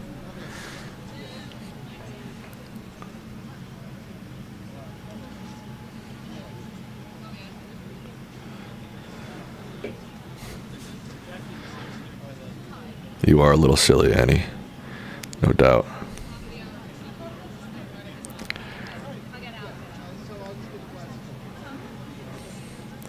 Let's check in on the poll. 80% say Trump will be rude to Mamdani. Only 20% say no. I'm in that 20%. I'm with that 20%. I feel you, 20%.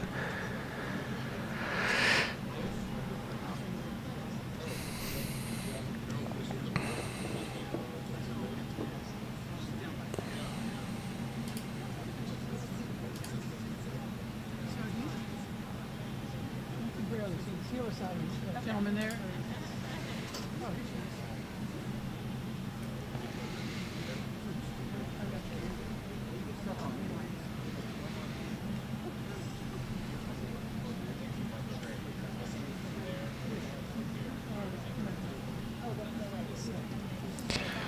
Body language, though. Body never lies. I agree, and I'm not seeing any body language hints. Let me look at her body language right now. She's frowning. Her arms are crossed. She was just yawning. She hasn't even looked at either of these guys in the eye. I don't even think they know each other, to be honest.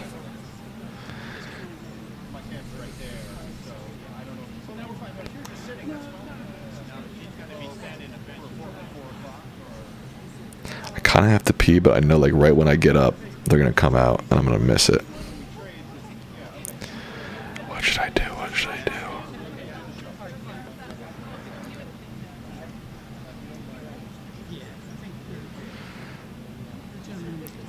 Their elbows have been touching this whole time. Yeah, but that's not by choice. That's because they're being crowded into a small standing area. Look at their body language is they're not. There's nothing. There's no chemistry zapping between these two. None. None.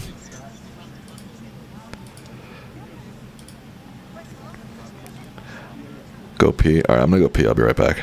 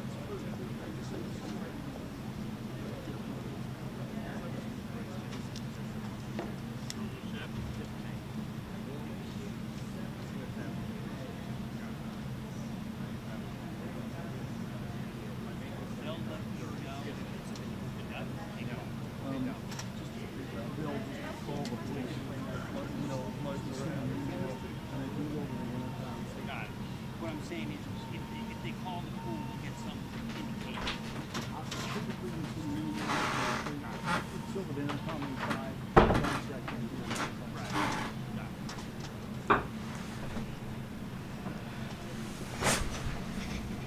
I missed nothing, huh? I got some just regular water. Is it cold out there in DC? No, it's not super cold today. It's maybe like low 50s. Let's see what the temperature is right now. 56. Earlier today it was like maybe low 50s. It's not too bad. Annie, you're leaving? No! No!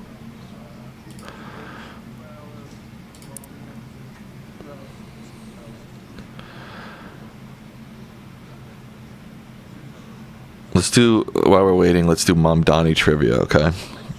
First person in the chat to answer correctly wins. I'm going to look up his, and you can't cheat, no cheating. Let's see. What district did Mom Donnie serve before becoming a mayor of New York? So he was a New York State Assembly member for district number... That's tough. I don't know if anybody can get that. 9? No. Queens is correct. That's the neighbor. He represented Queens. Okay, how about this? The number is too hard. It's District 36.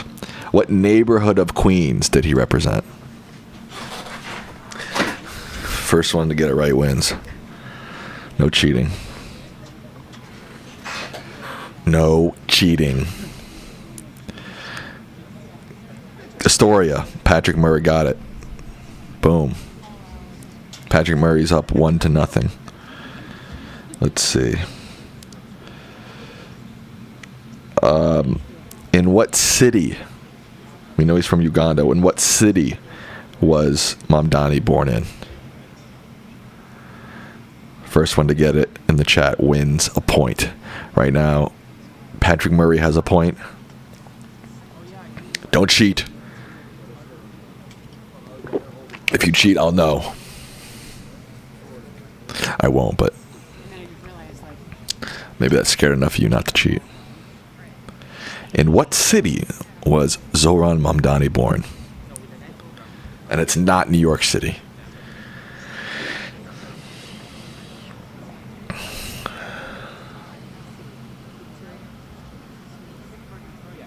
No answers in the chat yet. Chicago, incorrect. Staten Island, incorrect. Fry says she knows it, but she hasn't put it in the chat. I have been to Katz's Deli. It's dope. Zoran Mamdani trivia. In what city was Zoran Mamdani born? Mobile, Alabama? No.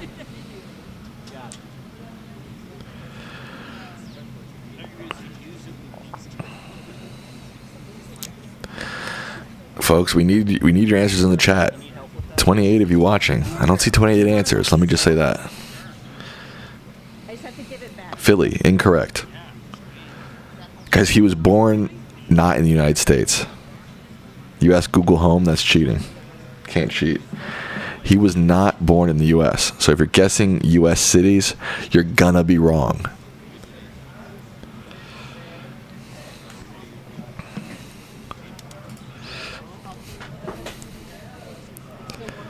Uzbekistan is not a city, but close. Actually, not close at all. I'll give you another hint. It's the capital city of Uganda. The capital city of Uganda.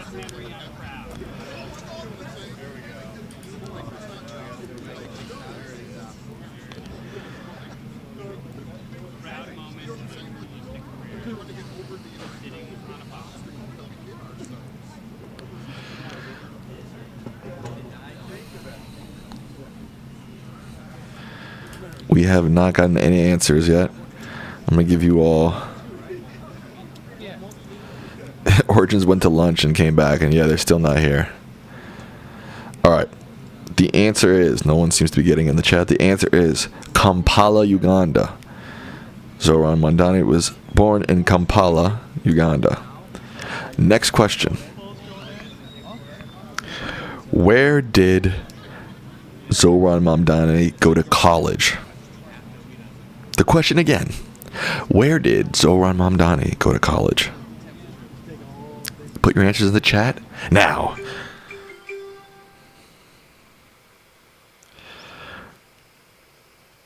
Are they going inside? What's happening? Yale, incorrect. NSU, incorrect. I don't know what NSU is, but it's not that. Oh my God.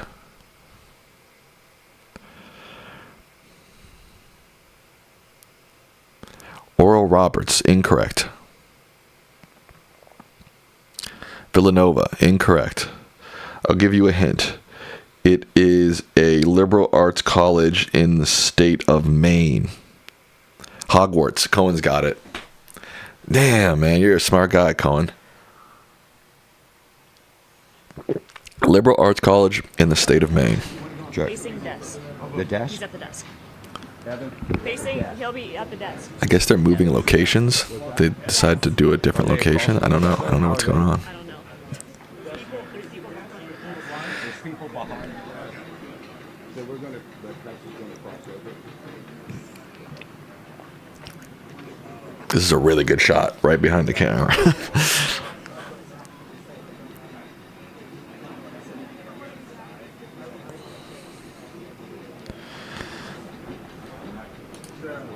This Zoran Mamdani trivia is really falling flat, huh?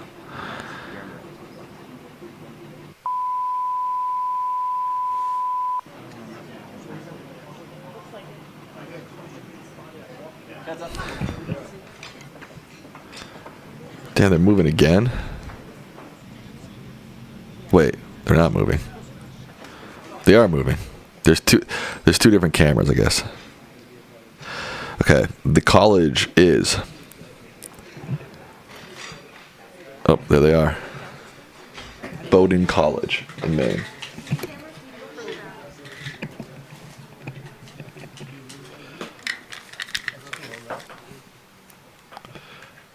Those cameras are very heavy. All right, I'm ending the poll now. 83% says Trump will be rude to Mamdani. Well, thank you very much. We've just had a great meeting, a really good, very productive meeting. We have one thing in common. We want this city of ours that we love to do very well. And I wanted to congratulate the mayor. He really ran an incredible race against, a lot of smart people, starting with the early primaries against some very tough people, very smart people. Told you they were going to be nice to each other. Beat him easily, I told you. And I congratulated him. And we talked about some things in very strong common, like housing and getting housing built and food. Told you, mofos. The price of oil is coming way down. Anything I do is going to be good for New York. If I can get prices down, that's good for New York. And we've got them down, way down from last year. We have, as you know, I've been saying to a lot of people, the college was Bowdoin College. Said that Thanksgiving this year is exactly 25% less than last year. So that's good for New York, good for everybody. But I just want to congratulate. I think you're going to have hopefully a really great mayor. The better he does, the happier I am. I will say there's no difference in party. There's no difference in anything. And we're going to be helping him to make everybody's dream come true, having a strong and very safe New York. And congratulations, Mr. Mayor. Thank you, Mr. President. Thank you. I appreciate it. Please. I appreciated the meeting with the president, and as he said, it was a productive meeting focused on a place of shared admiration and love, which is New York City, and the need to deliver affordability to New Yorkers, the 8.5 million people who call our city their home, who are struggling to afford life in the most expensive city in the United States of America. We spoke about rent, we spoke about groceries, we spoke about utilities, we spoke about the different ways in which people are being pushed out, and I appreciated the time with the president, I appreciated the conversation. I look forward to working together to deliver that affordability for New Yorkers. Thank you very much. Any questions, please? President Trump, this is Stephen Nelson from the New York Post. I've got a question for you and then also one for Mayor-elect. Sure. For you, you referred to Mr. Mamdani as a communist. Can you describe why you feel that way? And also, will you do anything to stop him from arresting Prime Minister Netanyahu if he visits New York? Well, we didn't discuss your second part of the question, and on your first part, I mean, he's got views that are a little out there, but who knows? I mean, we're going to see what works, or he's going to change also. We all change. I changed a lot. From when I first came to office. It's now quite a while ago. It's quite a while. My first term was great. We had the greatest economy in the history of our country. We're doing even better now. We're doing much better now than we did even the first term. And I can tell you some of my views have changed. And we had discussions on some things. I'm not going to discuss what they were, but that I feel very confident that he can do a very good job. I think he's going to be. I think he is going to surprise some conservative people, actually, and some very liberal people. I told you they were going to be nice to each other. And Mr. Mamdani, it sounds like you had a productive discussion, but just days ago you referred to President Trump as a despot who betrayed the country. You said you'd be his worst nightmare and accused him of having a fascist agenda. Are you planning to retract any of these remarks in order to improve your relationship? I think both President Trump and I, we are very clear about our positions and our views, and what I really appreciate about the President is that the meeting that we had focused not on places of disagreement, which there are many, and also focused on the shared purpose that we have in serving New Yorkers. And frankly, that is something that could transform the lives of the 8.5 million people who are currently struggling under a cost of living crisis, with 1 in 4 living in poverty. And the meeting came back again and again to what it could look like to lift those New Yorkers out of struggle and start to deliver them a city that they could do more than just struggle to afford it, but actually start to live in it. And I've been called much worse than a despot, so it's not that insulting.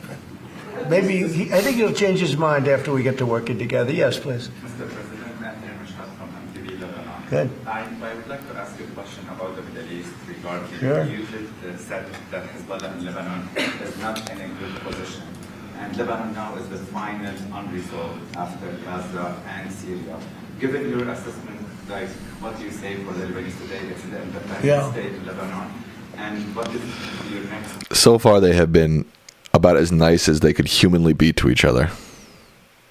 I don't mean to rub it in your guys' faces, but We have peace in the Middle East. As you know, the King of Saudi Arabia just left yesterday.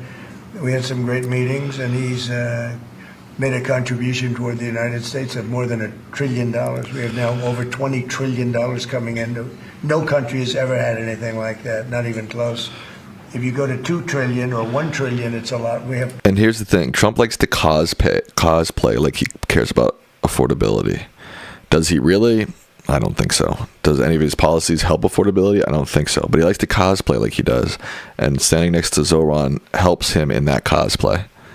Now, for the first time, peace in the Middle East after 3,000 years, and now we're going to refine it. And I think you're going to see some very positive things happen. There is a potential to invite the Lebanese president. Oh, sure. Oh, I would do that, absolutely. And if the mayor would like to be here for that meeting, because I know he feels very strongly. I think you feel very, very strongly about peace in the Middle East. We desperately want it, and that's something that I shared with the president, that when I spoke to New Yorkers who had voted for the president last November on Hillside Avenue and Fordham Road, I asked them why. I heard again and again 2 major reasons. One was that they wanted an end to forever wars. They wanted an end to the taxpayer dollars we had funding violations of human rights, and they wanted to address the cost of living crisis. And I appreciated the chance to discuss both of those things. He said a lot of my voters actually voted for him, and 1 in 10. And I'm okay with that. I'll do that. I'll sign it. Give it to me. I'll sign it in a minute. That's pretty good. Mr. President, Yeah, please. you threatened to send federal troops to New York City. You both have differences when it comes to ICE agents Right. in New York City. Mr. Mamdani, you called ICE a rogue government entity. I wonder how And there you might be some reconcile friction on this your question. Let's see. both of those issues. Well, I think we're going to work them out, and I think that Or maybe not. if we have known murderers and known drug dealers and some very bad people, we want to get them out. And the mayor wants to have peace. We discussed this at great length, actually, maybe more than anything else. He wants to have a safe New York. Ultimately, a safe New York is going to be a great New York. If it's not safe, no matter how well we do with pricing and with anything else, we can talk about anything you want. If you don't have safe streets, it's not going to be a success. So we're going to work together. We're going to make sure that if there are horrible people there, we want to get them out. I think he wants to get them out, maybe more than I do. So we'll work together. We discussed it at great length. Yes, please. Yeah, two questions, if I may. Damn, Mom Donnie didn't even respond. BBC in a second, but first of all, to the mayor-elect. You're both from different parts of the political spectrum.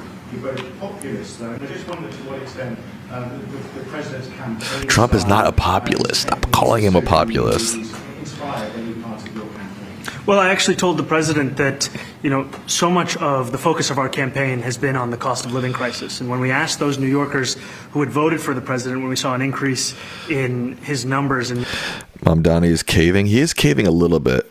I mean, they didn't give him a chance to respond to that question. I thought he might have pushed back a little bit on that question, but he didn't get a chance, so. Often politicians are looking to lecture to New Yorkers what they should care about as opposed to listen. And when we spoke to those voters who voted for President Patrick says this is political theater. They're going to flip on a dime eventually. I think I do agree with that. I do. That's basically my perspective, is that they were going to be here. They're going to be all lovey-dovey, cordial, and then when push comes to shove, they're going to tweet out insane stuff about each other. A little bit of getting the prices, because we've gotten fuel prices way down, but it hasn't shown up in Con Edison, and we're going to have to talk to them. If we're sending them fuel at a much lower price than it was a year ago, which is true, we have to get Con Edison to start lowering their rates. Absolutely. And if I may, last week you told me you were pushing ahead with your plans to sue BBC for up to $5 billion. You're going to speak to Prime Minister Starmer as well. Is there any progress or any updates on those issues? Well, we get along very well with the Prime Minister. We made a deal with UK. I like him. He's a fine person. And, I think they have some big energy problems. They've got windmills all over the place. They're Oh, my God. Using other methods because their energy is out of control. Enough with the windmill nonsense, Trump. It's out of control. And he's got that problem. He's got a big immigration problem, as you know, and he's got a big energy problem. And we talk about it. He's a good man. Prime Minister's a good man. You had a chance to speak this week. I haven't spoken this week. Have you spoken to President Zelensky, or do you intend to meet Who? with President Zelensky about your plan? Are you going to meet with him? I've spoken with their people. We have a plan. It's horrible what's happening. It's a war that should have never happened. It would have never happened if I was president, and it's a shame. And I thought they should have acted quicker. But it's a cold winter, and a lot of the you talk about utilities, but a lot of the big energy-producing plants have been under attack, to put it mildly, to put it nicely. We have a way of getting peace, or we think we have a way of getting peace. He's going to have to approve it. Just so sad, so many people. Last month they lost 25,000 soldiers. This is something, we haven't seen anything like this since the Second World War. And they're averaging 6,000 or 7,000 a week between the two of them, dead soldiers.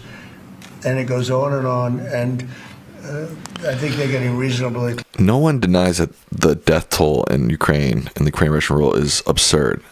But the issue is, if you want peace, you cannot capitulate to Russia, period.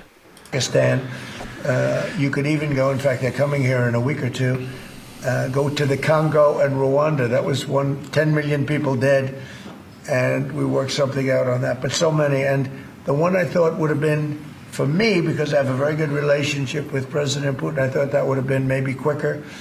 But it does take two to tango. And now you just see all the death. And if only you would have been that honest on the campaign trail instead of saying I would have fixed it on day one. Maybe people wouldn't think you're so slimy if you talked more like that. It happened. I blame the person also sitting right behind this desk. This is a war that should have never happened, and it wouldn't have happened if I were president. But we're trying to save a lot of lives. They're losing 25,000 lives over the last short period of time. That's Ukrainian and Russian. And technically it takes three to tango, don't forget. For whatever reason, Trump really likes to keep Ukraine out of this idea of peace talks. I don't quite get it. Including with 86 Democrats, all of House Dem leadership and the minority leader, Hakeem Jeffries, despite his endorsement of you. What's your reaction to that? I have to be honest with you, I focused very little on resolutions. Frankly, I've been focusing. Dem socialism. I understand. I think the focus is on the work at hand. I can tell you I am someone who is a democratic socialist. I've been very open about that. And I know there might be differences about ideology, but the place of agreement is the work that needs to be done to make New York City affordable. That's what I look forward to. And I want to clarify your answer to Stephen Nelson. He asked about your comment calling the president a fascist. And your answer was, both President Trump and I have been clear about our positions and our views.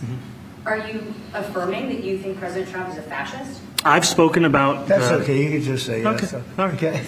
It's easier. It's easier than explaining it. I don't mind. That's funny. I wanted to ask you also about this Ukraine plan. Yeah. President Zelensky said today That was pretty this country funny. would risk either giving up a partner or giving up its dignity. There's been criticism that this deal... You mean he doesn't like it? It's unclear. He was sort of Well, pretending... he'll have to like it, and if he doesn't like it, then, they should just keep fighting, I guess, The suggestion that he made, though, was that if he doesn't accept it, that the U.S. would pull back its support for Ukraine. Is that Well, at some accurate? point, he's going to have to accept something, He hasn't accepted. You remember right in the Oval Office, not so long ago, I said, you don't have the cards. Don't forget, I inherited this war. This war never would have happened. I inherited this war. And I thought he should have made a deal a year ago, 2 years ago. Those cufflinks are pretty fly, I'm not going to lie. Pretty iced out. President. Mr. President, cost of living is something that you and Mr. Mamdani... What kind of watch does Mamdani have on? Is that just like a stainless steel Casio or something? Was that? I can't tell. Democrat policy specifically as being a problem, and I'd like that be a question that both of you could answer. Look, I think that there are many things in our city where we have to own the responsibility of it, things that existed long before the president was the president. And those are also part of the message of our campaign, was to take on a broken politics of the past. And I ran against a number of candidates who represented different versions of that past. And what we found time and again is that working people were left behind in the politics of our city. And what we're looking to do is put those people right back at the heart of our politics so that we don't have a situation where we're in the wealthiest city in the history of the world, and yet 1 in 5 can't even afford $2.90 for a Metro card. Mr. President. We had some interesting conversation, and some of his ideas really are the same ideas that I have. But a big thing on cost, the new word is affordability. Another word is just groceries. It's sort of an old-fashioned... It would have been nice in that question when the reporter asked him about his comments about calling Trump a fascist. It would have been nice if Zoran would have been like, look to Trump and be like, look, sir, I am concerned with some of your policies, there's no doubt. That would have been, I feel like, a good answer rather than just saying nothing. Down now to a normal number. It's going to go even a little bit lower than that. Katie, do you have something in a bit? Mr. President, thank you so much. Mr. Mamdani often talks about New York City being covered by international law, that they will follow international law. Doesn't often talk about the U.S. Constitution. What is your response to that?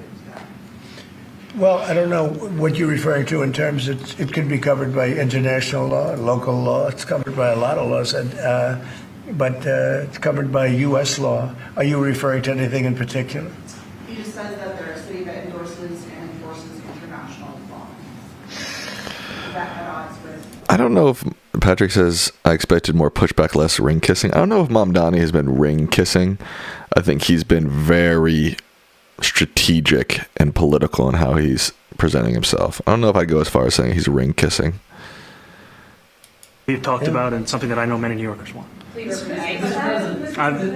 ICE. We discussed ICE and New York City, and I spoke about how the laws that we have in New York City allow for New York City government to speak to the federal administration for about 170 serious crimes. The concerns that many New Yorkers have are around the enforcement. And he says Trump is kind of likable here. Look, Trump can be likable. He can be very charismatic. He can be very hospitable. He can be very charming. There's no doubt. He can be that. He can also be horrific and awful, though, too.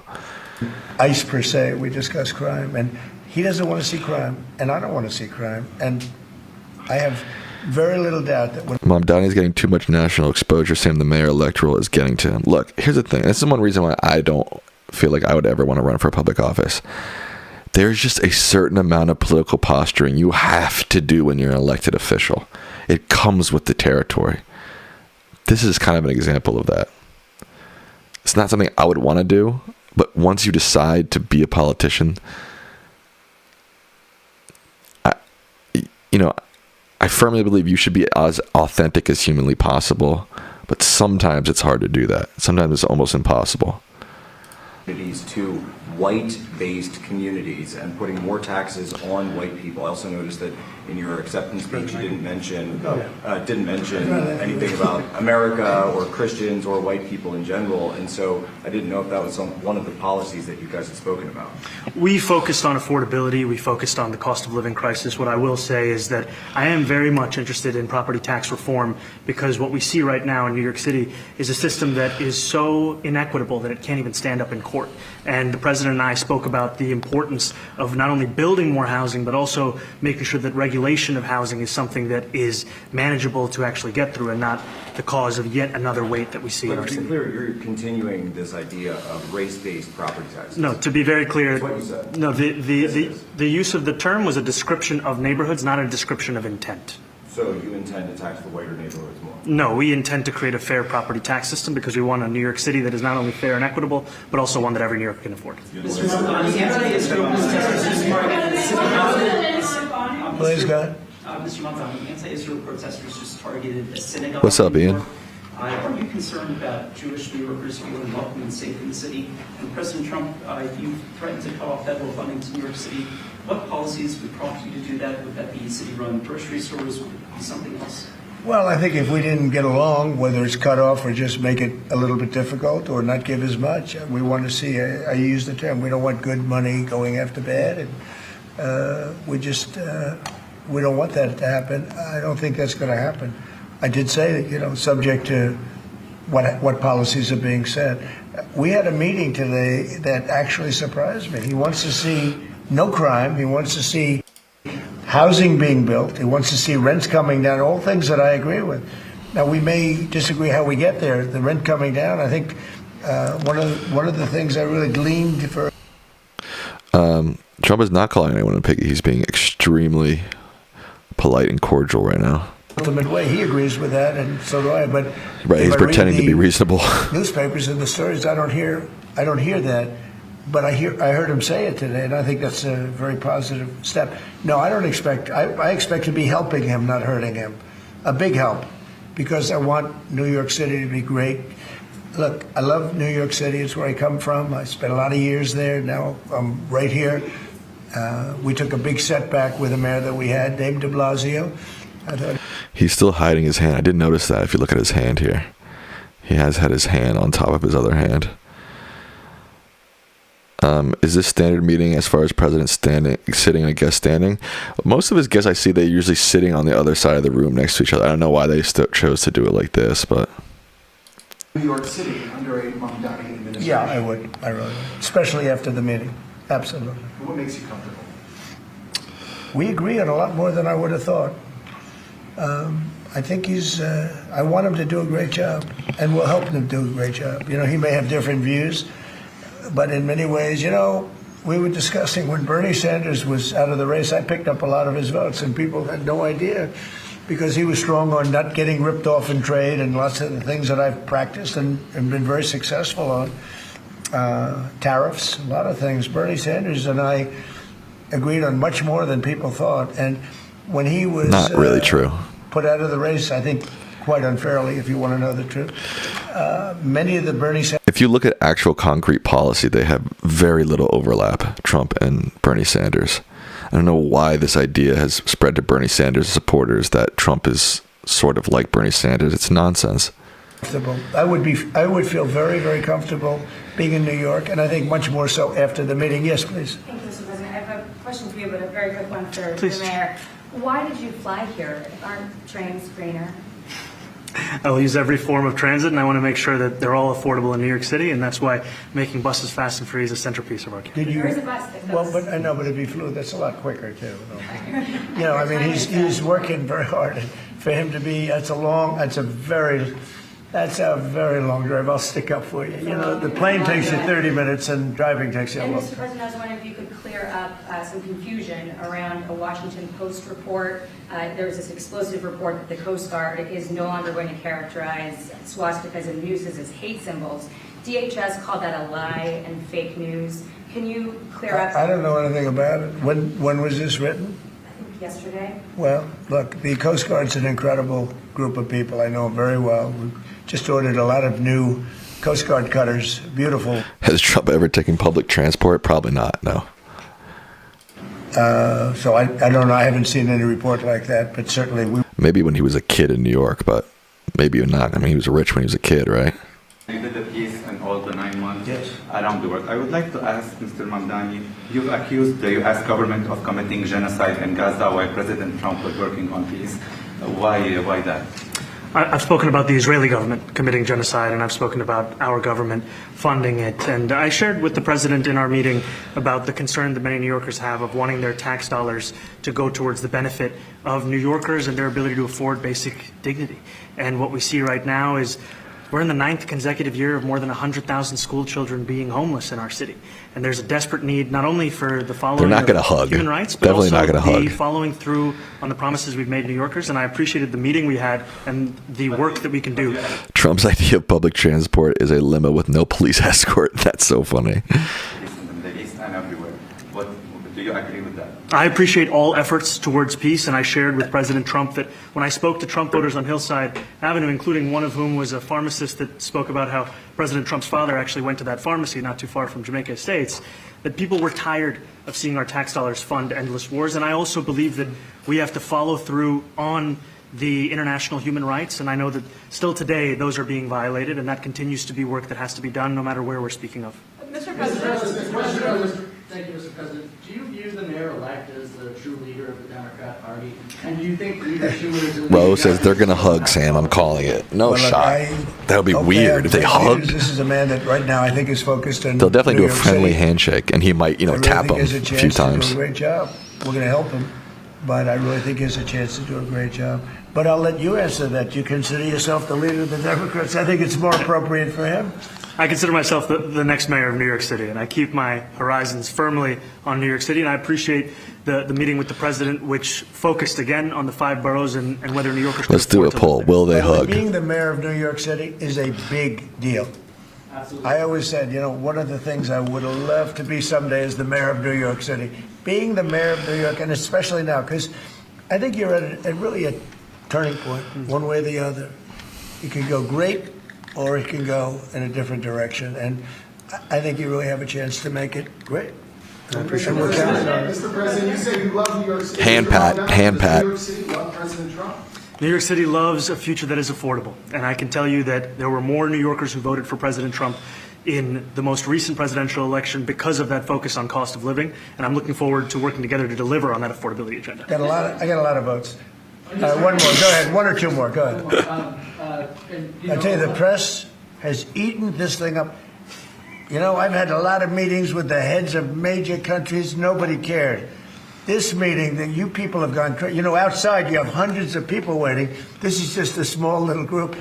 For some reason, the press has found this to be a very interesting meeting.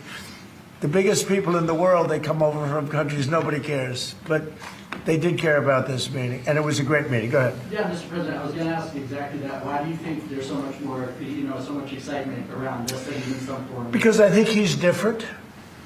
All right? I think he's different. Because Americans don't care if the president of Vietnam comes that much, but these are 2 major political figures in our own country. That's why people care more. There's a chance to really do something great for New York. New York is at a very critical point, and he does need the help of the federal government to really succeed, and we're going to be helping him.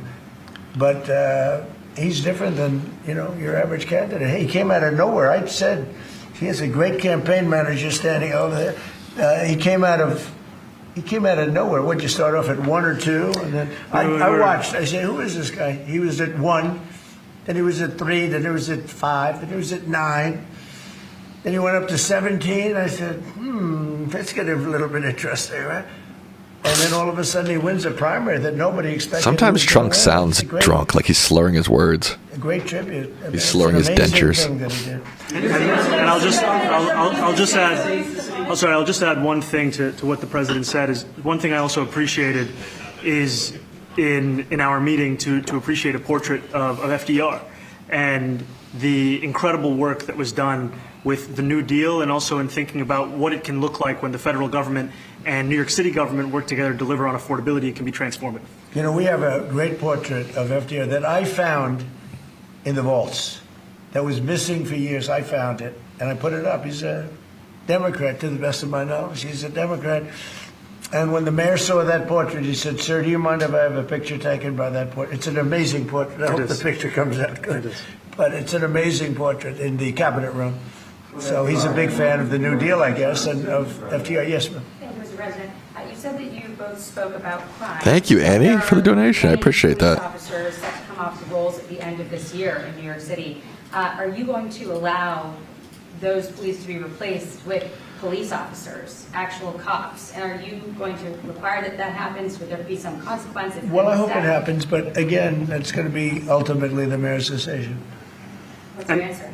Is that I look forward to delivering public safety with the NYPD, and I've said over the course of our campaign that we have the number of police officers today. They are the ones that's budgeted about 35,000 headcount. And I think the key thing is that we have to make it easier for police to focus on police work, not ask them to respond to 200,000 mental health calls a year. So is that a reduction from what you're at right now? Are you committing to maintaining the same level of cops? I've committed you, over Annie. the course of the campaign to maintain the 35,000. That's the headcount that we had through the campaign. And not replace them with caseworkers, social workers? No, I've said that's the headcount that we want. What we need to do is make sure they can focus on serious crime. And he just retained a great police commissioner, I believe, right? Yes, we did. Commissioner Fish. If the newspapers are correct. That one they're correct about. He retained, I think, somebody that is she's a good friend of some of the people in my family, of Ivanka, and they say she's really good, really competent, and he just retained her, so that's a good sign. Are there still topics that you see the two of you disagreeing on in the future, and do you think you'll have one meeting with this? There will be topics that we disagree on. I think we'll probably come to a conclusion, and ultimately, he'll convince me, or I'll convince him. You know, it's for the good of New York. Ultimately, it's for the good of New York. I don't care about affiliations or parties or anything else. I want to see if this city could be unbelievable. If he could be a spectacular success, I'd be very happy. Do you think you guys will meet more in the future, too? Excuse me? Do you think you'll meet again in the future, throughout the administration? I think we will. Yeah. I think we will. I hope we do. I enjoyed the meeting. We had a great meeting.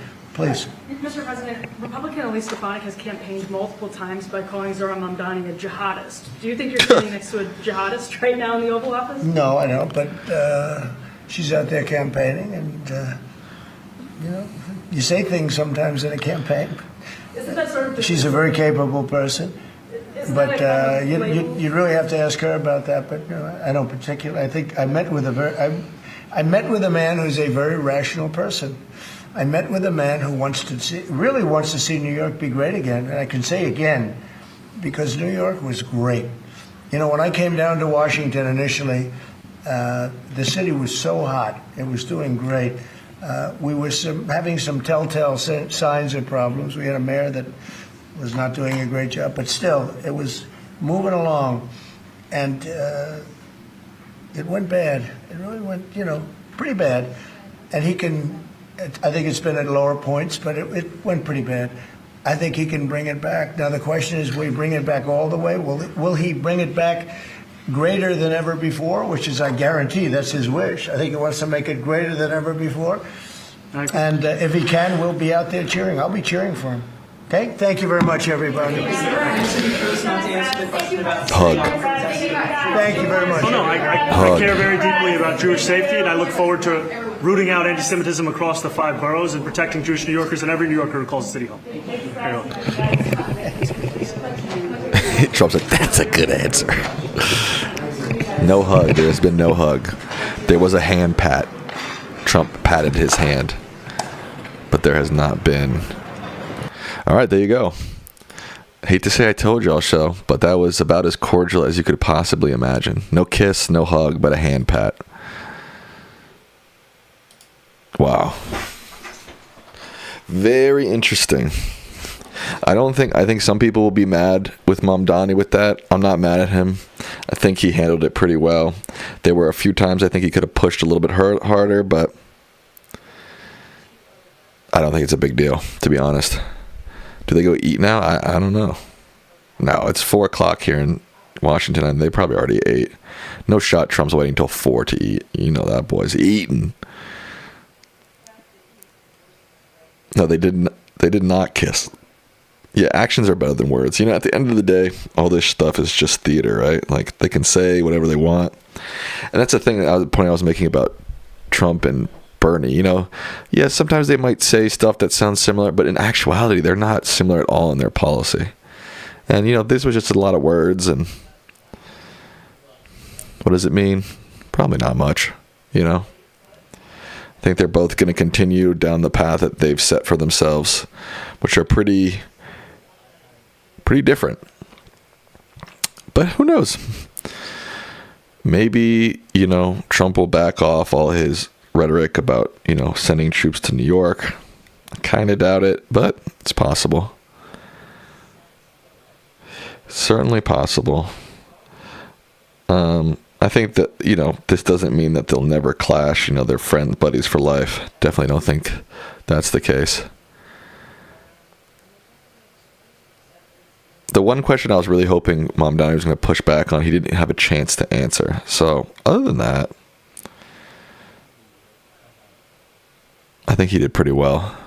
I mean, like I said, he was very strategic in his answers, which is, it is what it is. Hello, Prime Minister Bette Midler. They were just being formal. Yeah. I mean, Trump was being a little goofy at times. Mamdani had his poker face on the whole time, was answering questions, you know, directly in line with his own political sort of strategy. It's terrible this took up the majority of the stream. Oh, stop it, Raul. That was interesting to watch. And, you know, we're still streaming. The stream's not over, so don't you worry.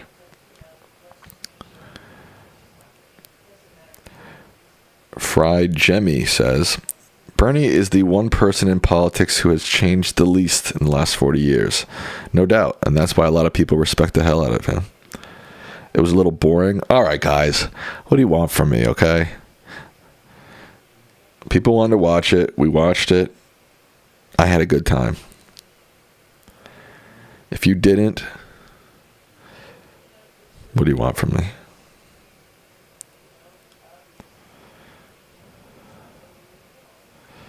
Patrick says politics is boring but important. Patrick Murray's a smart guy, folks. That's one thing I've realized about my friend Patrick Murray. But hey, I'm chilling. You know, I don't have plans for the next couple hours, so I might even play some GeoGuessr. Imagine that. More trivia. Nobody was getting any of the trivia right.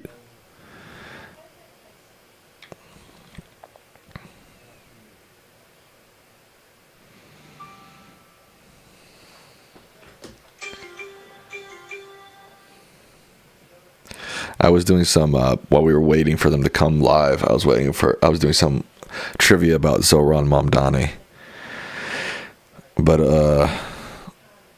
only Patrick Murray got a point in that whole trivia thing.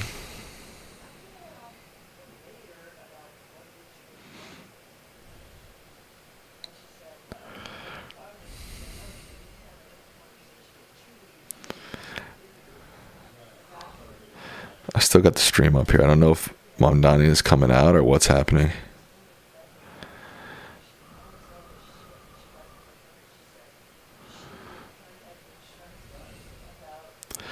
Zoran Mamdani. Yeah. How about this, folks? Oh, no one's coming. Just kidding. False alarm.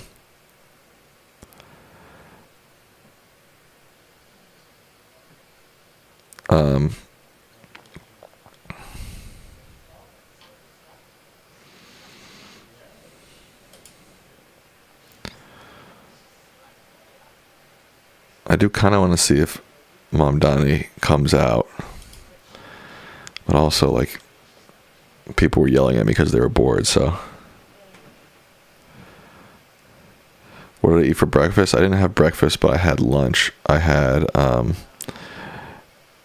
Vietnamese food. I had vermicelli with grilled chicken. All right, peace out, Annie. Annie, thank you for your donation too. Grilled lemongrass chicken with vermicelli and veggies. It was good. Do you think the hand pat on Trump's part was weird? Not really. No. did not find it very weird. I've seen him do that kind of stuff before too. Not unusual for Trump to be a little touchy-feely.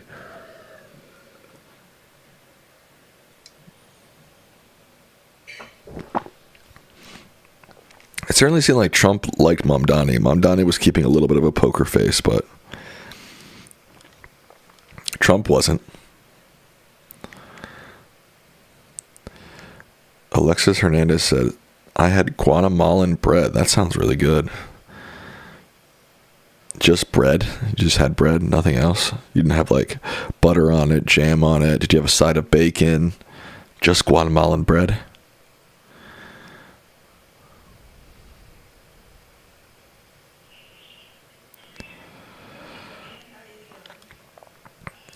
But doesn't mean their politics will align going forward. Yeah.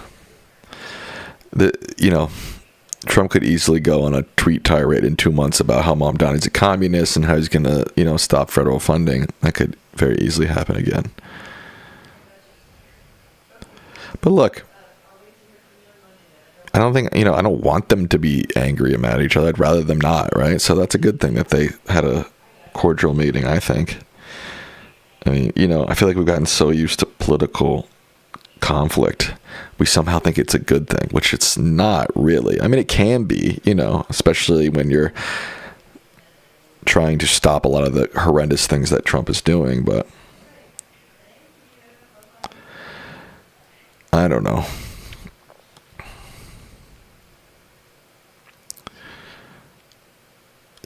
Zoran Mamdani, yeah. He's Zoran Mamdani, and he likes to party. Is Marjorie Taylor Greene safe from Trump's right-wing extremists? No, I don't think so. I think there's just some loyal Trump people who will hate you if you are anti-Trump, even if you're about the same ideologically as them. I mean, Trump and Marjorie Taylor Greene are pretty close in ideology. But if you go against the Don, expect at least some people to come at you. Marjorie Taylor Greene will be primary next year. I'm not sure if I'm convinced of that yet, to be honest. I think this might be a temporary spat. It depends what happens with the release of the Epstein files, but I'm not convinced the Marjorie Taylor Greene Trump breakup is permanent.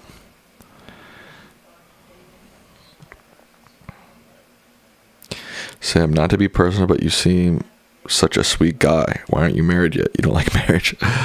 No, I'm open to being married. I just haven't found the person I want to marry yet. I'm not sure. Just haven't found her.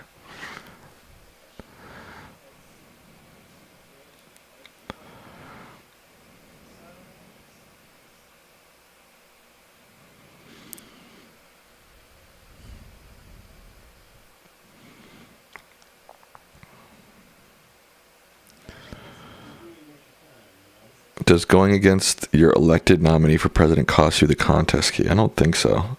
I don't think that alone would cost you the contest key. Sam, you should marry this channel.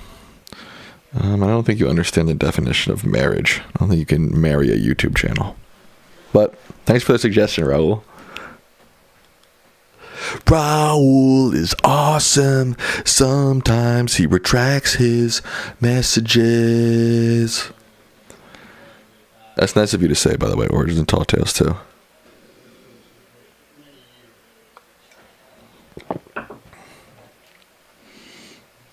Look, kindness is free. That's one thing I always try to be, is kind. I try. I'm not always, we're humans, but at least I try. Do you know what Samtopia means? I only know that you've been spamming it in the chat every once in a while. I've not seen you put a definition in there, but maybe I missed that.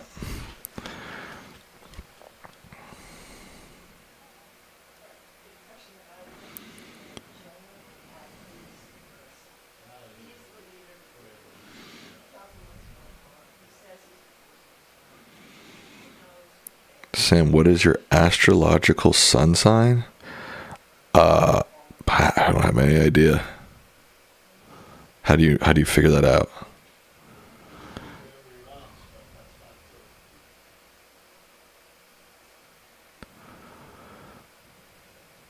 Like maybe the live stream and channel are Samtopia. So like right now we're all in Samtopia. If you're tuned into the live, you're in Samtopia.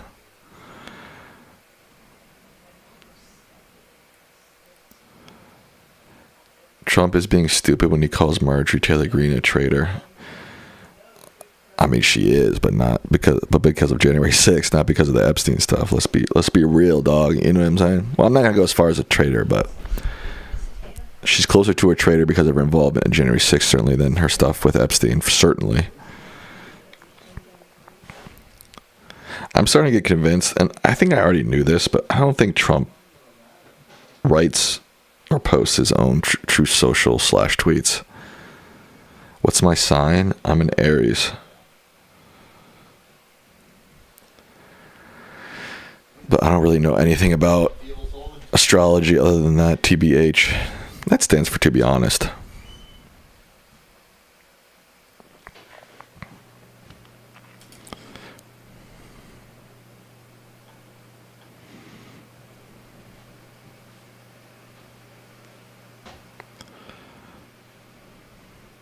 Trump's dementia is why he doesn't write or post his tweets.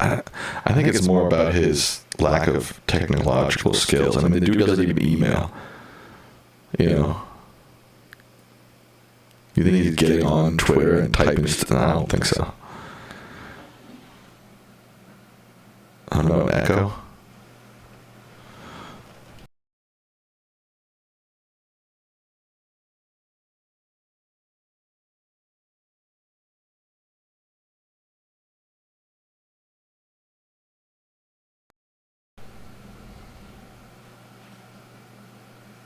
Did that fix the echo?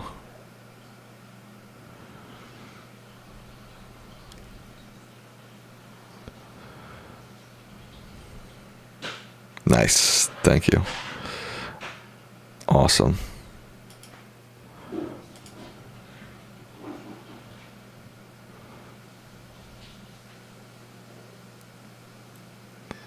They've still got this setup here, waiting for something.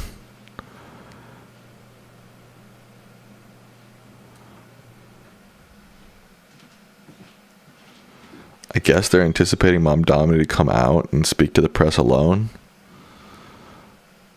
I doubt he'll say anything different than what he just said, but... Alright, let's do a poll. Wait for Mom Donnie or play GeoGuessr? What next? Wait for Mom Donnie. Play GeoGuessr.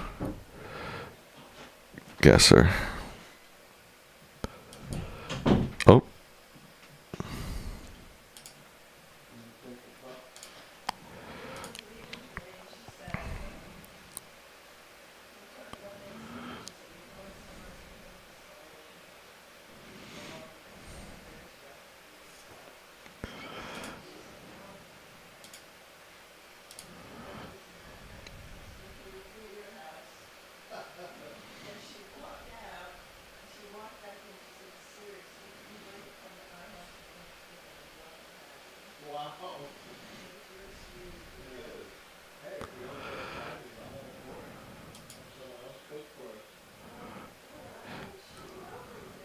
Oh, it's 50-50. But only 8 votes. Alright, I'll let you vote while I go to the restroom real quick. Come on, Buck, you want to go out?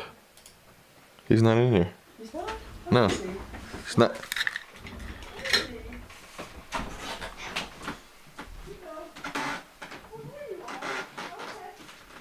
Where is he?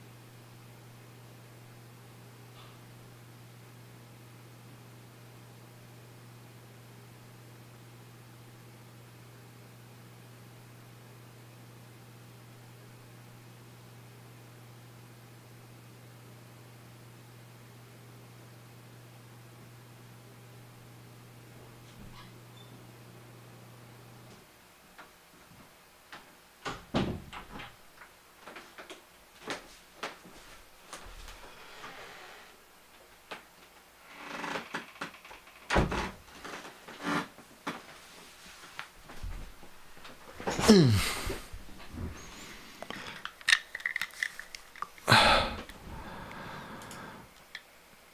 I'm back. Wow, wait for Mondani's winning. Okay. People have spoken. I mean, you can still get your votes in if you feel otherwise, but, we're a democracy here on this channel, folks.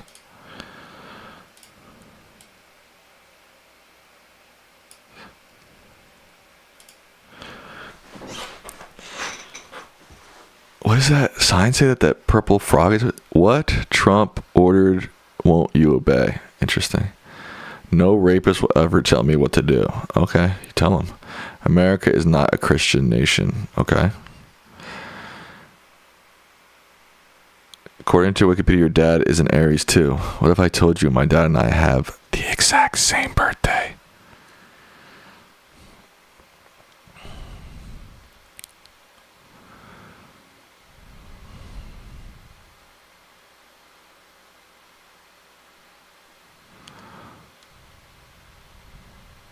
Jesus condemned the rich. That is true. Instead, read us a chapter of Conservative at the Core. Sam, it's time for you to find a new video game. That's true. What should be my new video game?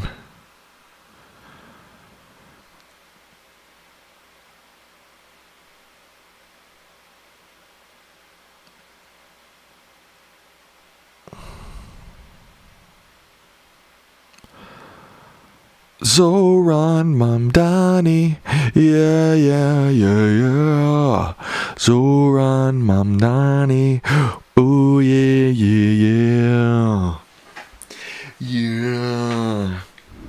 Uh-oh, it's 50-50 now. Wait for Mamdani, play GeoGuessr. This is a tight race. If it's a tiebreaker, I will decide the tie. We need more votes. 21 people watching, 16 votes. We need a couple more votes. Zoran Mamdani, yeah.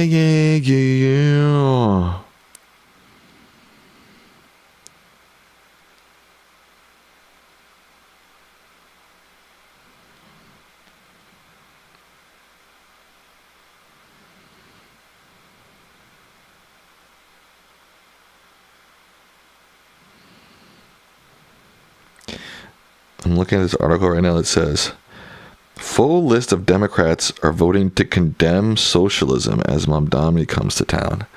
Give me a break, dude. That's really necessary? That's such a dumb move. Democrats, sometimes they're just so dumb. Like, what is the point of that?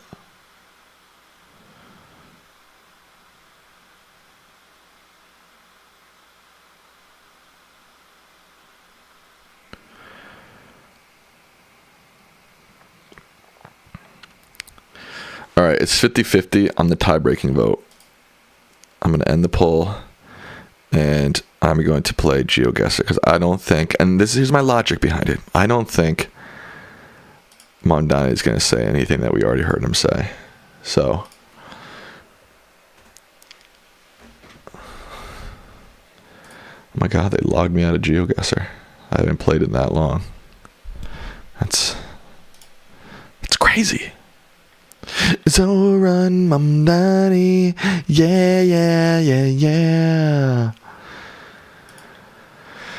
Whew, I haven't played in a long time, brothers and sisters and they thems.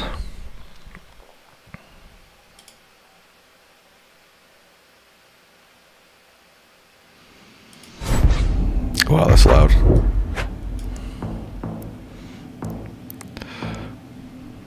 Oh my gosh. I feel like it's faster than usual. Okay, this looks like Europe.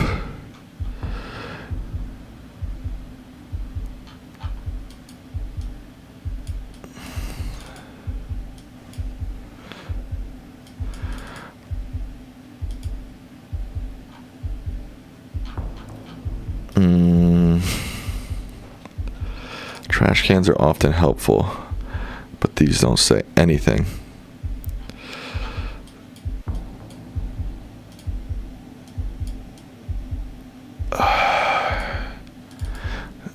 This is like, this is, what is this giving me?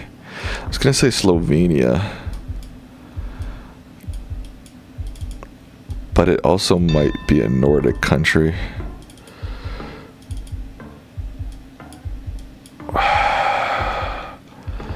I'm gonna say Denmark.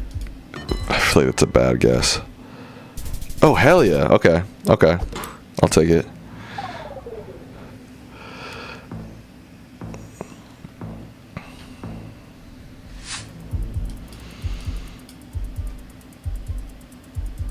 Alright, this might be the US. What does this say? Pike National Forest? Pike. That makes me think Washington State.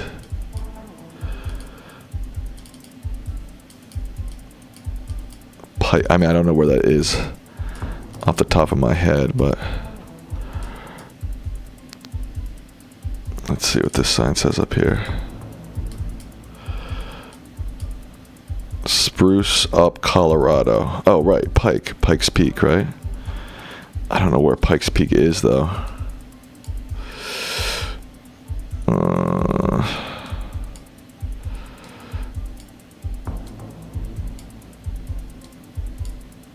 Is it near Rocky Mountain National Park?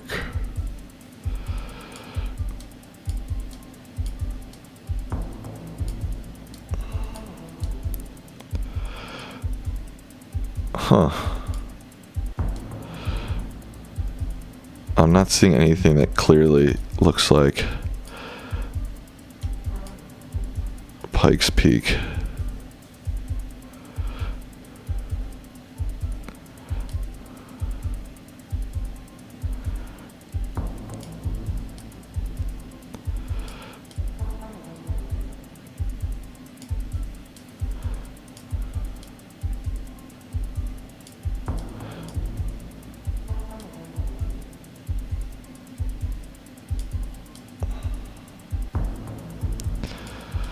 That's weird that I can't find Pikes Peak. I feel like that would be very clearly labeled on the map.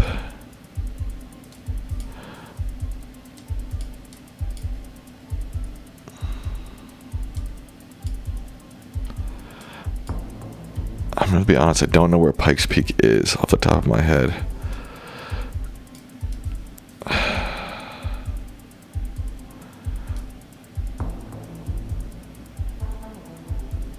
I want to say Rocky Mountain National Park, but I don't really have any idea, to be honest.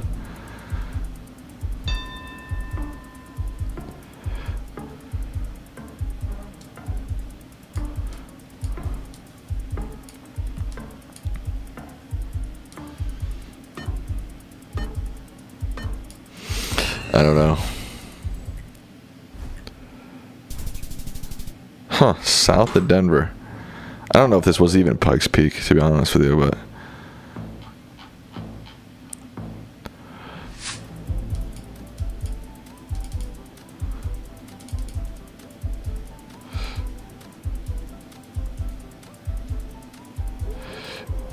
Ilvananpuro.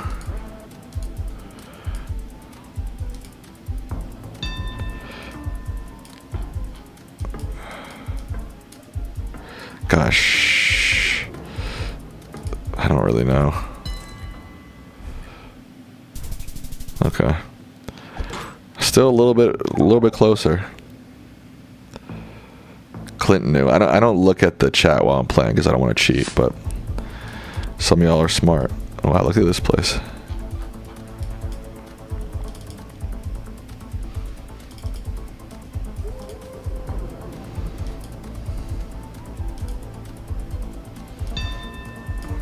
Oh, come on, bro. I don't know.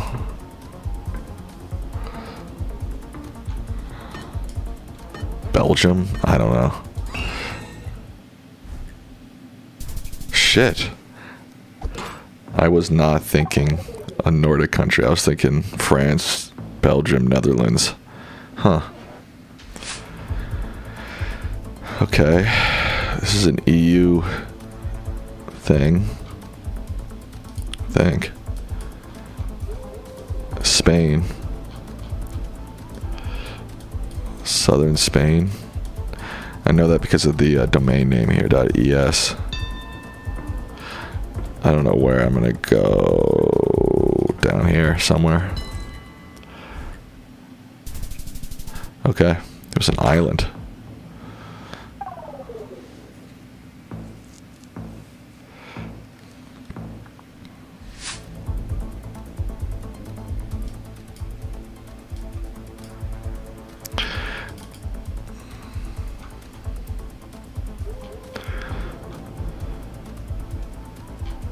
Is this Russia?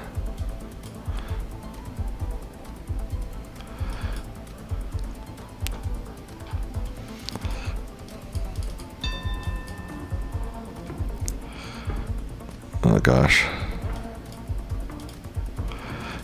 My only guess is Russia. Okay, I think I was a little closer. Hell yeah, brother. I'm chipping away right now.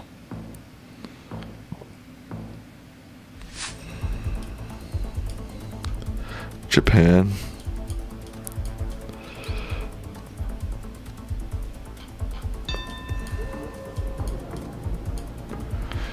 This guy's guessing really quick.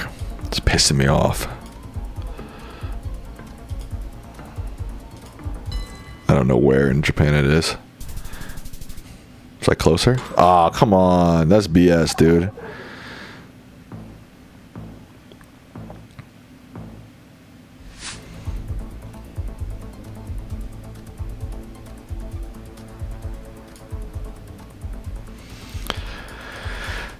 This looks nice. Island nation type vibes. This isn't even a road, dude. I mean, it's barely a road.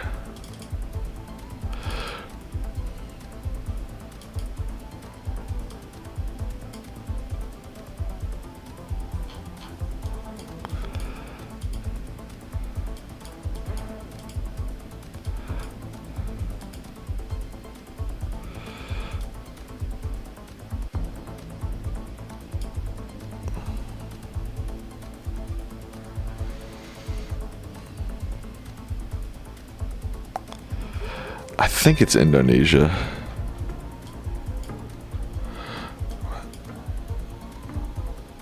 Sagala. Is there an island called Sagala?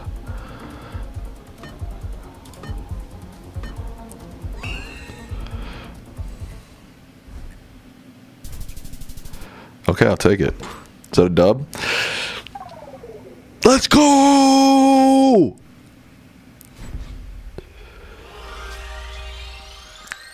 One and 0. First game back, and that's a dub. W's in the chat. Let's effing go, dude.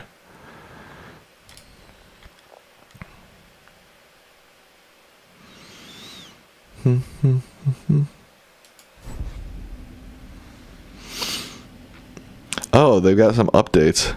My strongest region is the U.S., Canada, and Ecuador. I don't know how Ecuador became one of my strongest regions. Ghana, the Philippines, and Russia are my weakest. That makes sense. What? Wow, what is this? This is cool.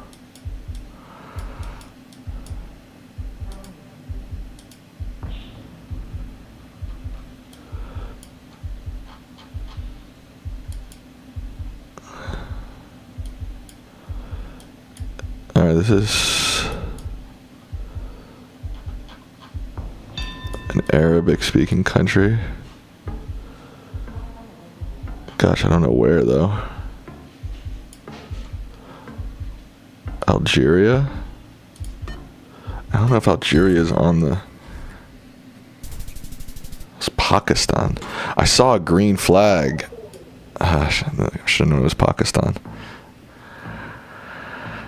Damn. Okay. Acapulco. Where's Acapulco?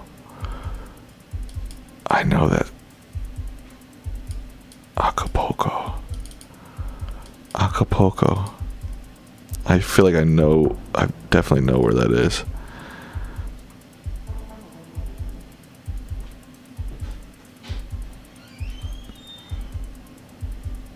GRO?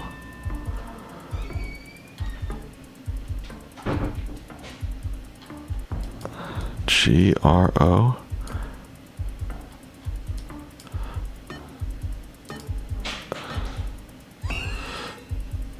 I screwed up that one. I should have known that. Acapulco, Mexico. I should have known that. I should have known that. If I would have had a couple more. Alright, well, now we're on the moon.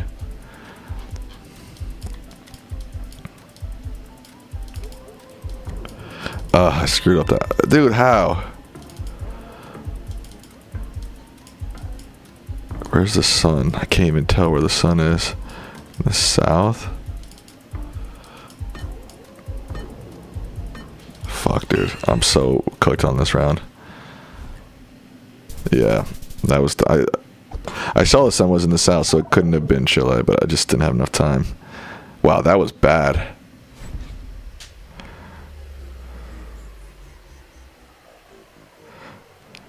Yikes.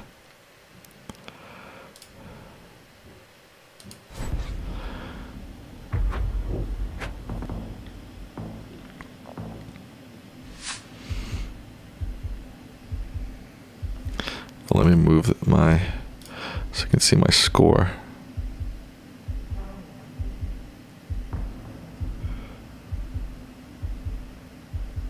Oh my God.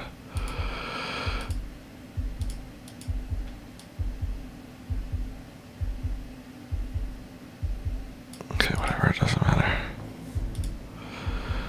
Oh, this is bothering me.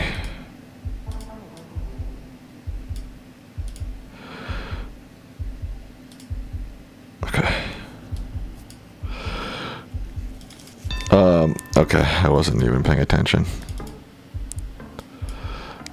This looks like Sri Lanka.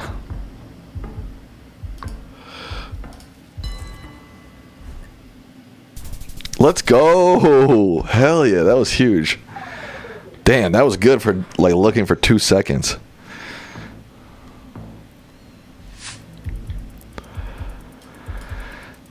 Okay, this is South America.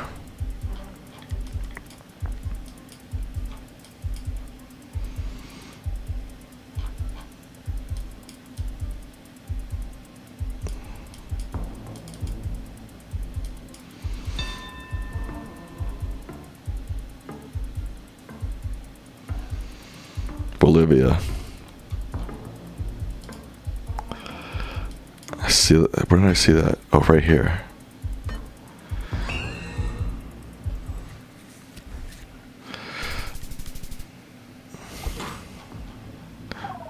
Technically not in Bolivia.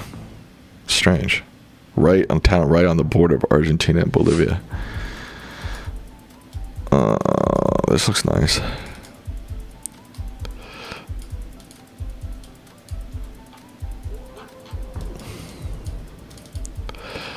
They're driving on the left side of the road.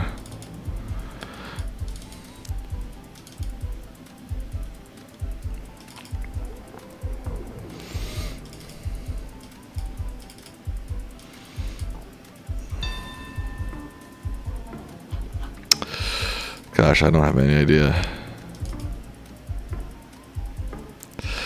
I'll just go Borneo and hedge my bets between the Philippines and Indonesia. Oh, he also went Borneo. I'll take it. This guy's username is Fat and Ugly.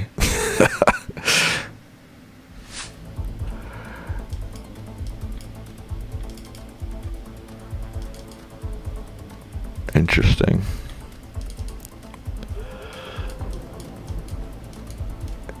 It's giving me Australia vibes.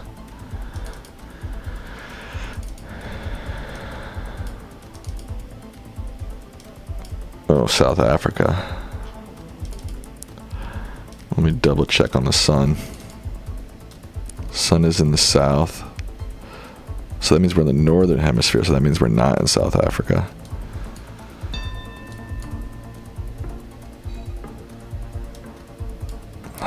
Shoot.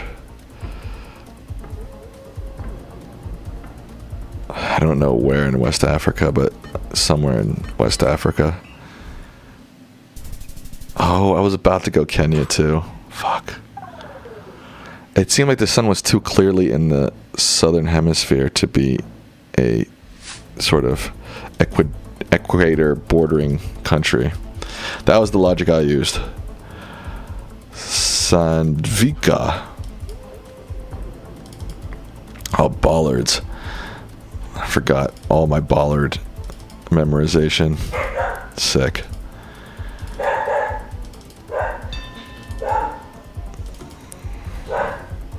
Sandvika. I don't know.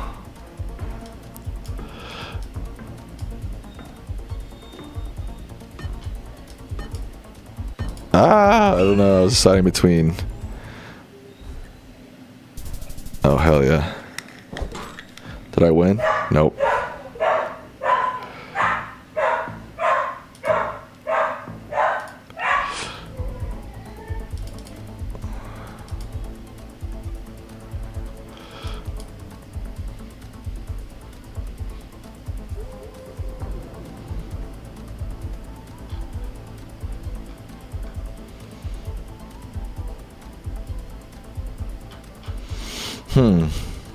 The language is sort of...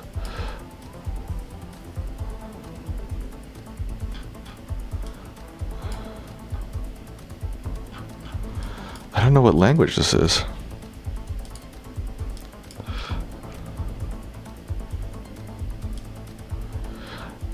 Maybe Dutch? Yeah, it's gotta be Netherlands.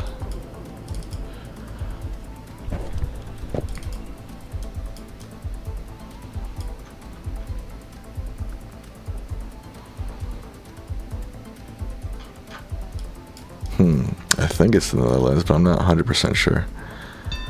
That BE, Belgium?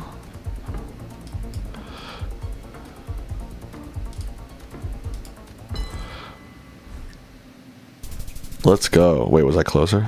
A little bit. Pam Bondi says she's going to have some files hidden from the public. Yeah, it's not that surprising. All right.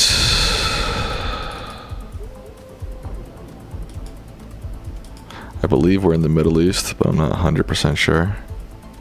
Could be in like Kazakhstan or something.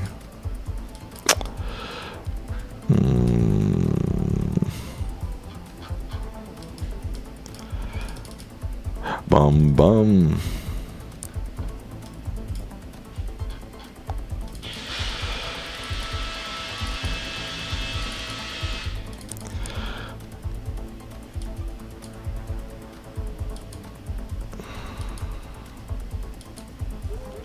Sometimes trucks can give you information, but these just look like random number lettering symbols. Something shipping. China shipping? Is that Chinese? That makes me think it's Kazakhstan and not a Middle Eastern country. I think it does say China shipping.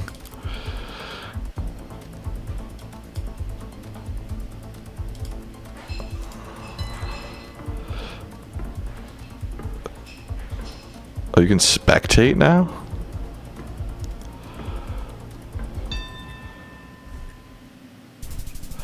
It was Jordan. Huh.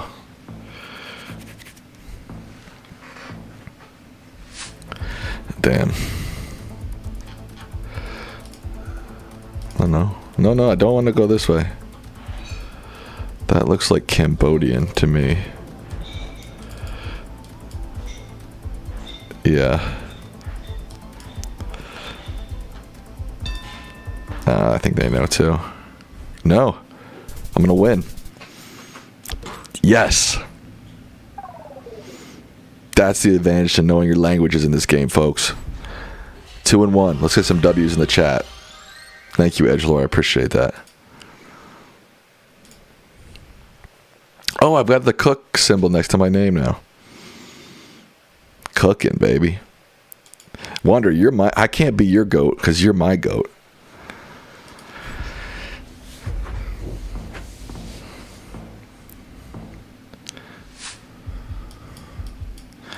look at these beautiful flowers. All right, man. I spent all those time studying the bollards, and now I don't remember any of them.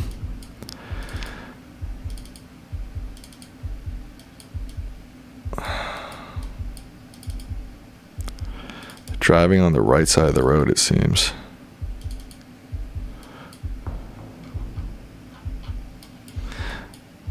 Somewhere in Europe. Who drives on the left side of the road in Europe other than the UK? Doesn't look like the UK. But I don't really know. Uh-oh. Ukraine. I was not thinking that at all. Oops. I knew it wasn't the UK. It didn't look like the UK. Where's the sun? When it looks like we're in like a nicer version of America, we're usually in New Zealand or Australia, which I think we are. I don't know which one.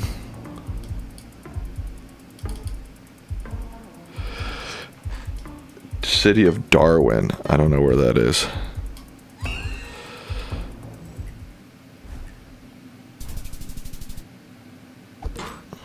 Damn, if I would have had another 5-10 seconds, I think I could have gotten that. Although I don't know if I would have been able to figure out where Darwin was, actually. Oh, we're in Las Vegas. Easy. Easiest Las Vegas ever. This is Greece. I don't know where, but hopefully I'll beat him to it. Probably not. This is cool, you can spectate now. Ooh, they got it wrong. It was Bulgaria. Okay.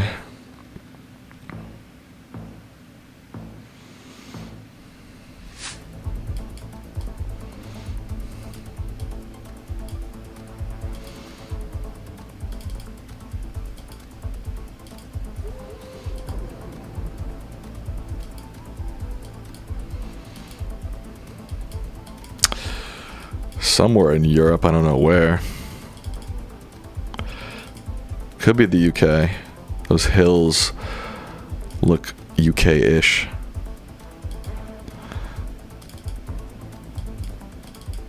This guy's British, though. He's going to know exactly where this is.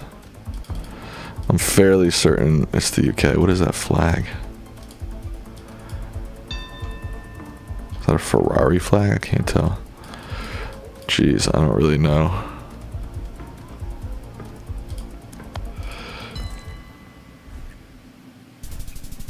It was Ireland. I was closer.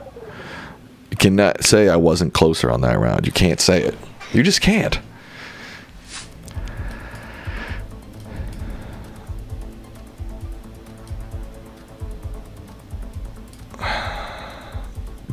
Janauba.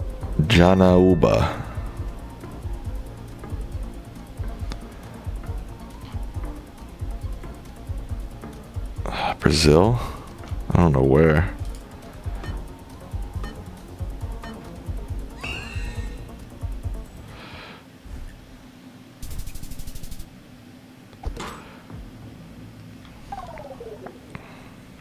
Thank you, Andrew. You're cool.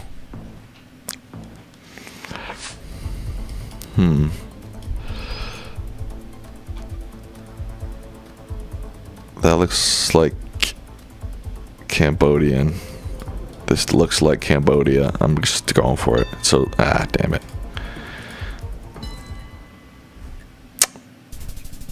Oh, it was Thailand. I was a little closer. Don't forget that, Wanderer.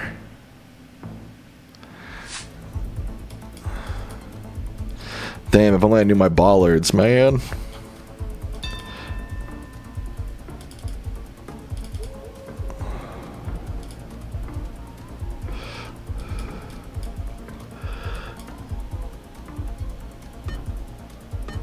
France, I don't know. Yeah, that was so lucky. That was really lucky, but hey, I'll take it.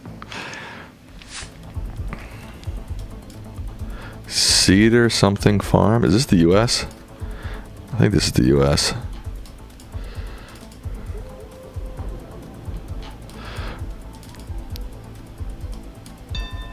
Dude, this guy's guessing too quick. Come on.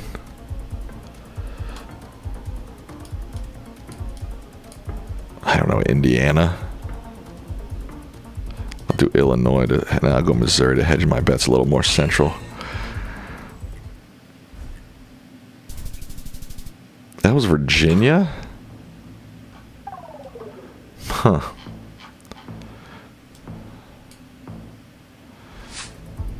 I was convinced that was the Midwest. Velengrad. Sarnista.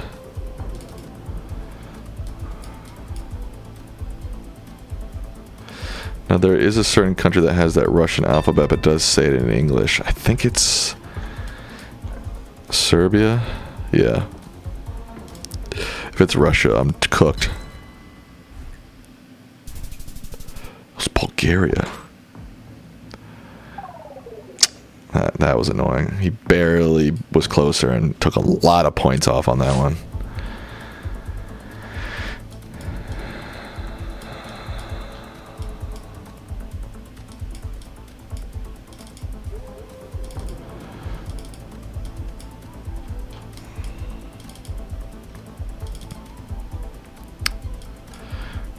Swedish flag.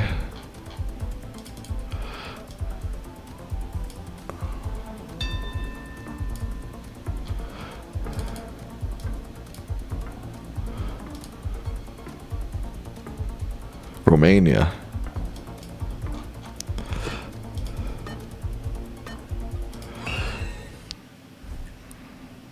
Oh, damn it. That was an annoying game. I feel like he got, just because the rounds went so long, he got a lot of extra damage on places that we were pretty much the same. It's mad annoying.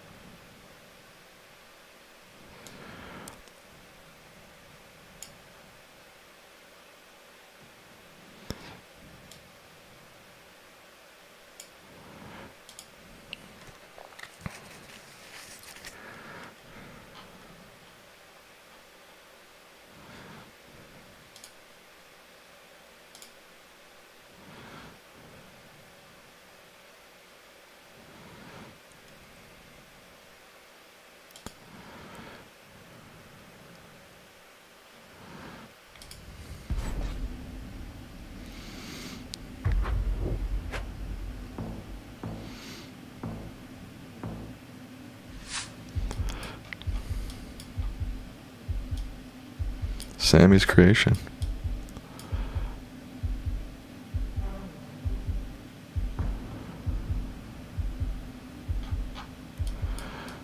Huh. This could be like Togo.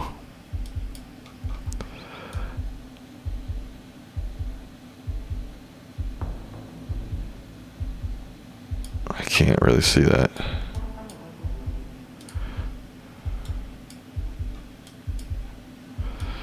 Something, Alf, something, elementary school.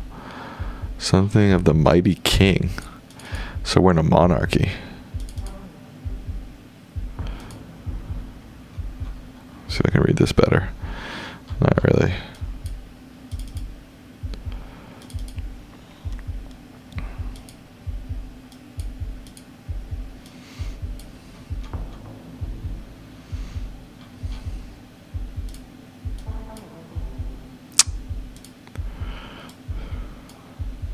Trouble, call. I can't read that.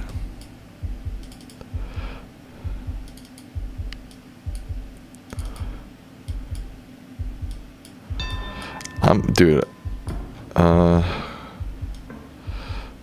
gonna guess Tonga.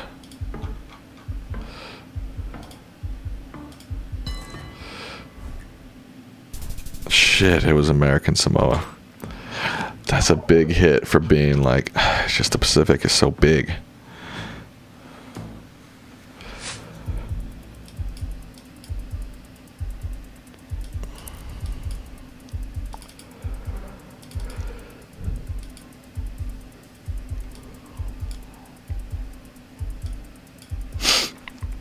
Trusta Ostersund.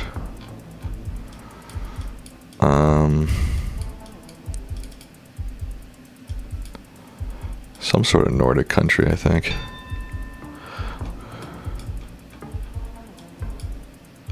Somewhere in Sweden. There it is, Ostersund.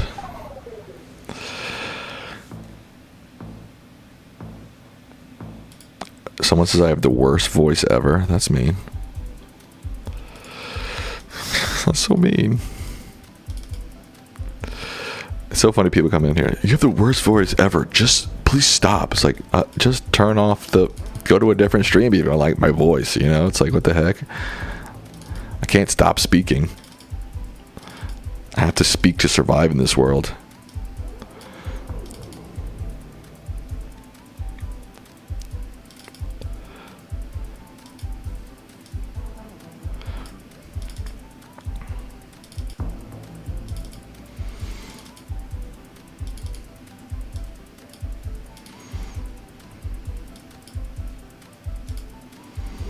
Now I'm self-conscious.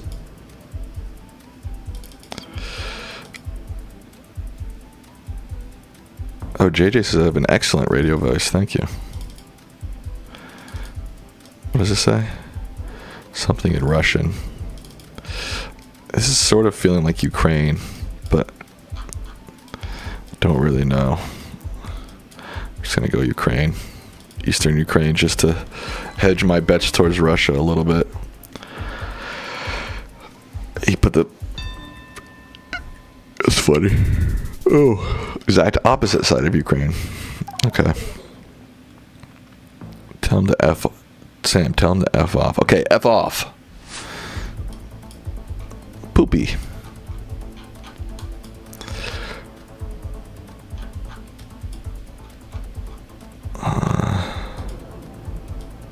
There is a domain name here, but I can't quite see it.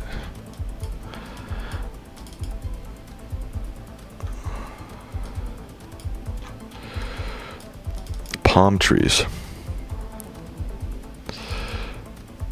Bum bum.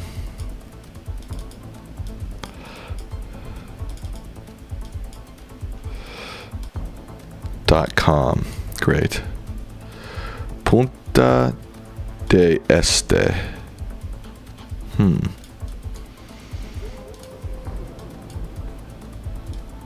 It's a Porsche dealership.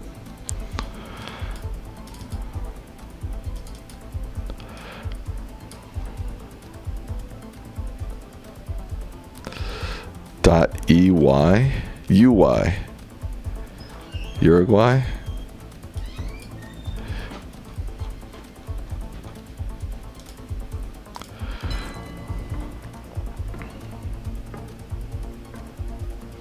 Damn, he's thinking the same thing. Oh, but he thinks Buenos Aires. I think I got him.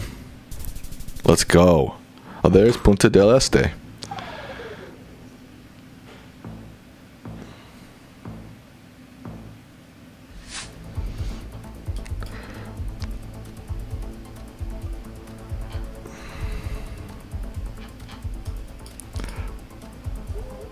Oh, that sign just disappeared.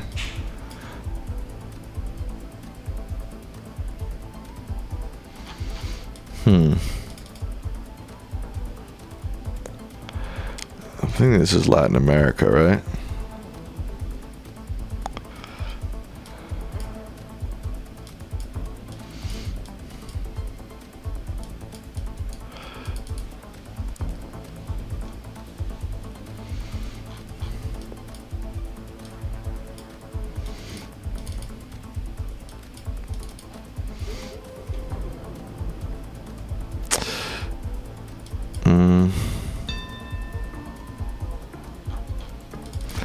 See, I'm thinking it's not Latin America.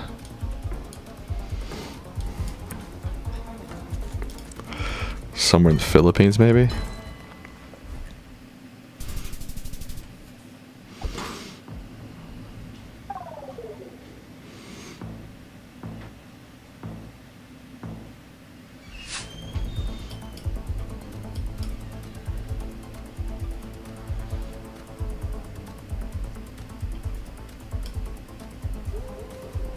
Poland.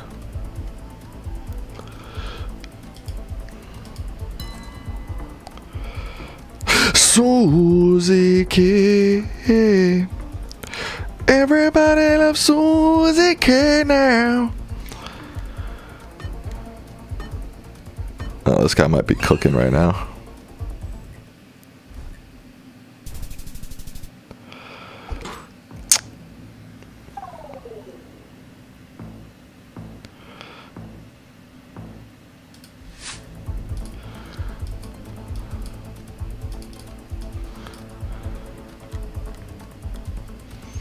South America. Where's the sun? The north, so we're in the southern hemisphere. Yeah, this is giving me like Argentine vibes.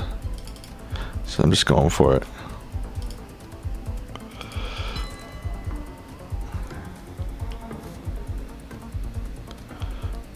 Oh, he's going Brazil. Shit, he might be right. Shit. I'm done.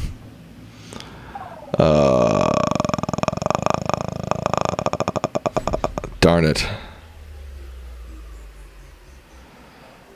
It wasn't Spanish. Sometimes I just can't get that Spanish, Portuguese right. I feel like I should, but...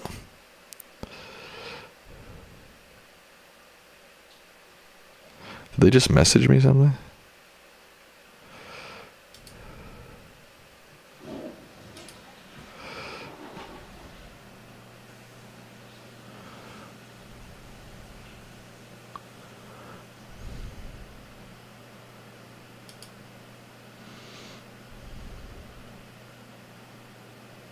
Oh, thank you, Wanderer, for unlocking our club, by the way.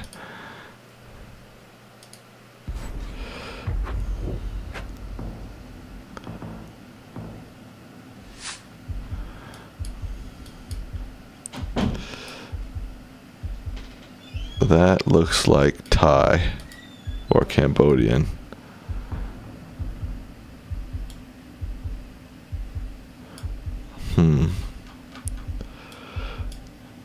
I think Thai.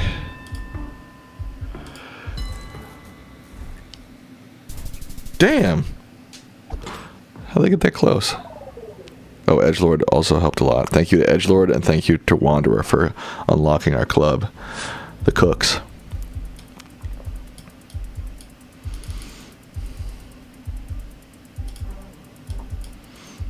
I thought I saw a sign. Oh, it's all the way up here.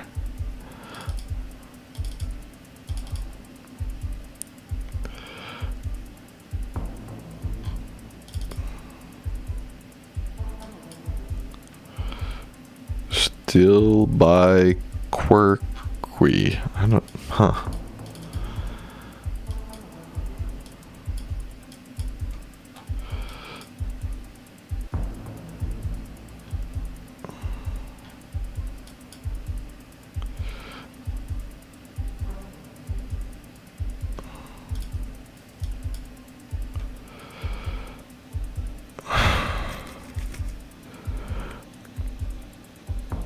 This is community polka something.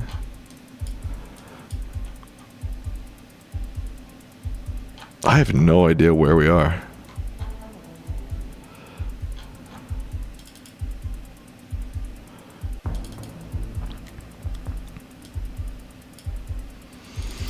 I'm thinking maybe New Zealand.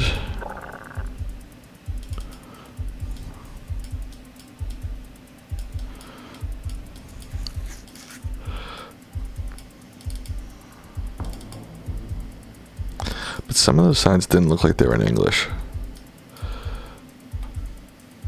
Those are white people, though, for sure.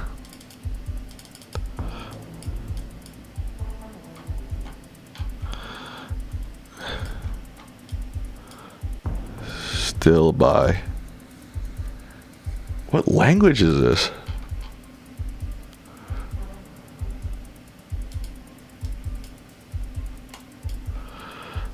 Little England?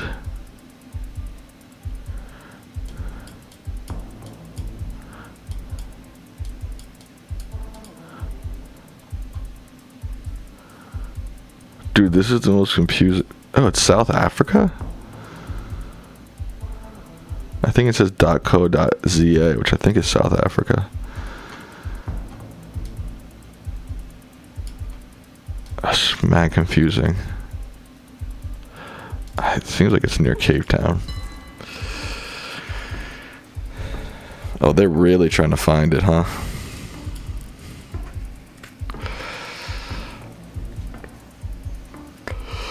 It felt like it was near the water. To me, at least. Okay. Still Bay. There it is. Okay, so I guess that was Dutch that I was reading.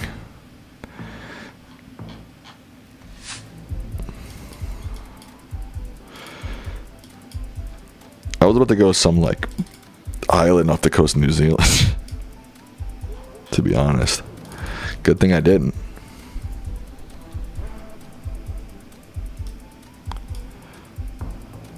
Thusong Service Center.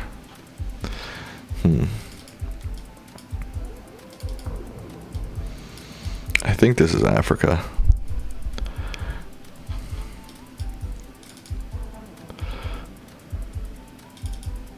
Malawi? No. Maswi.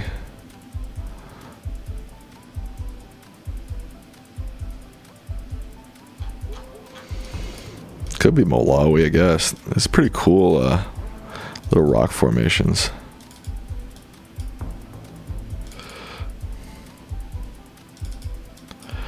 Can't go that way anymore. Street signs are in English. Driving on the left side of the road. Is this South Africa again? Could very well be. Garumpele.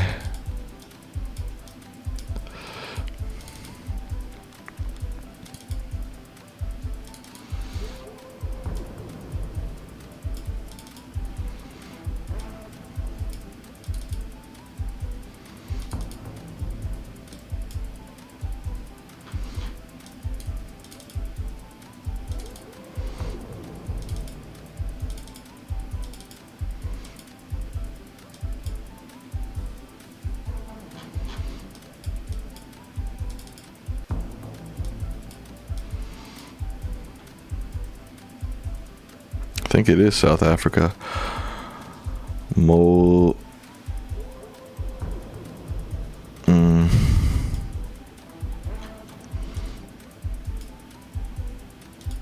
don't really know. I'm just guessing.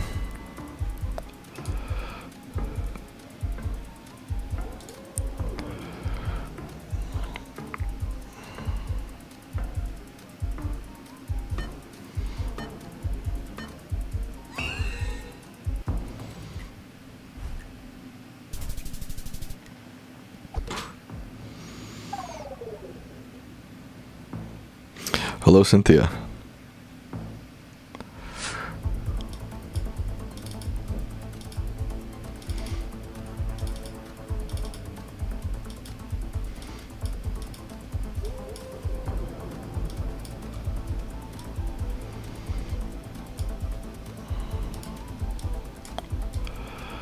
I think this is Australia.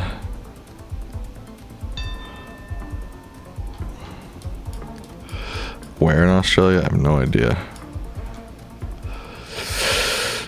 Let's go Adelaide. I don't know. I almost went west. But hey, I'll take it. I will take it.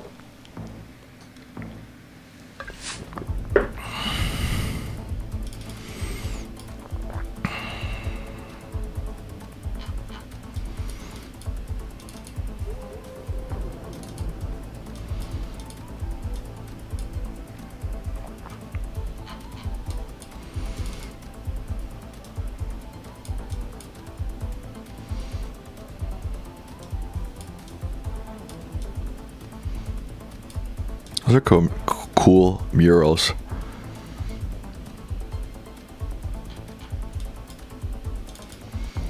Didn't really help me to tell where we are.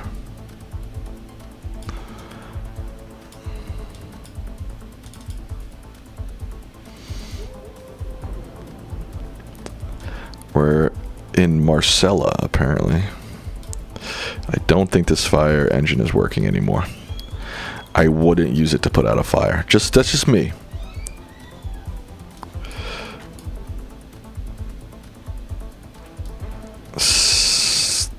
SDA Marcella. I think it just means station.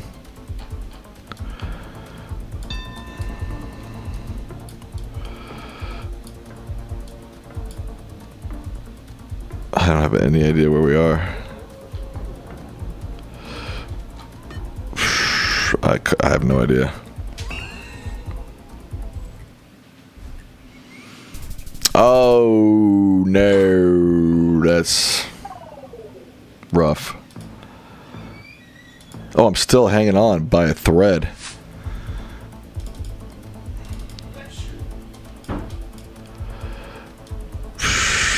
This is like Kazakhstan's gotta be, right?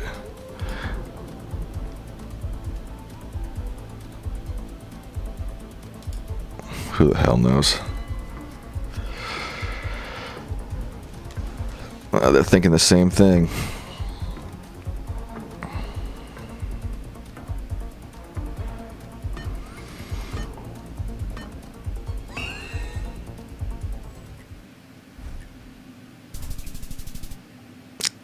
That's it for me.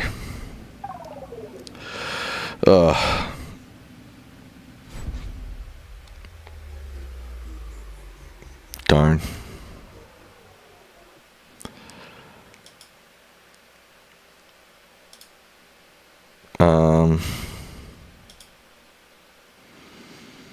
Not great. I went 2 and 4. Not the best. I don't know what it is. It's like the amount of brain power I have to use to play GeoGuessr. It burns me out quickly. I think I'm gonna sign off for now. Getting a wee bit tired. I've been streaming for 3 hours. You know.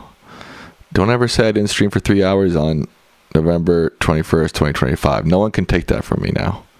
No one can take that from us, guys. Ladies and gentlemen, folks. All right. Everybody who's been part of this stream has been an American hero. Okay? Never forget that. Never forget who you are and the heroicism that you present to the world. Adios, amigos. TTYL, brothers and sisters. Peace.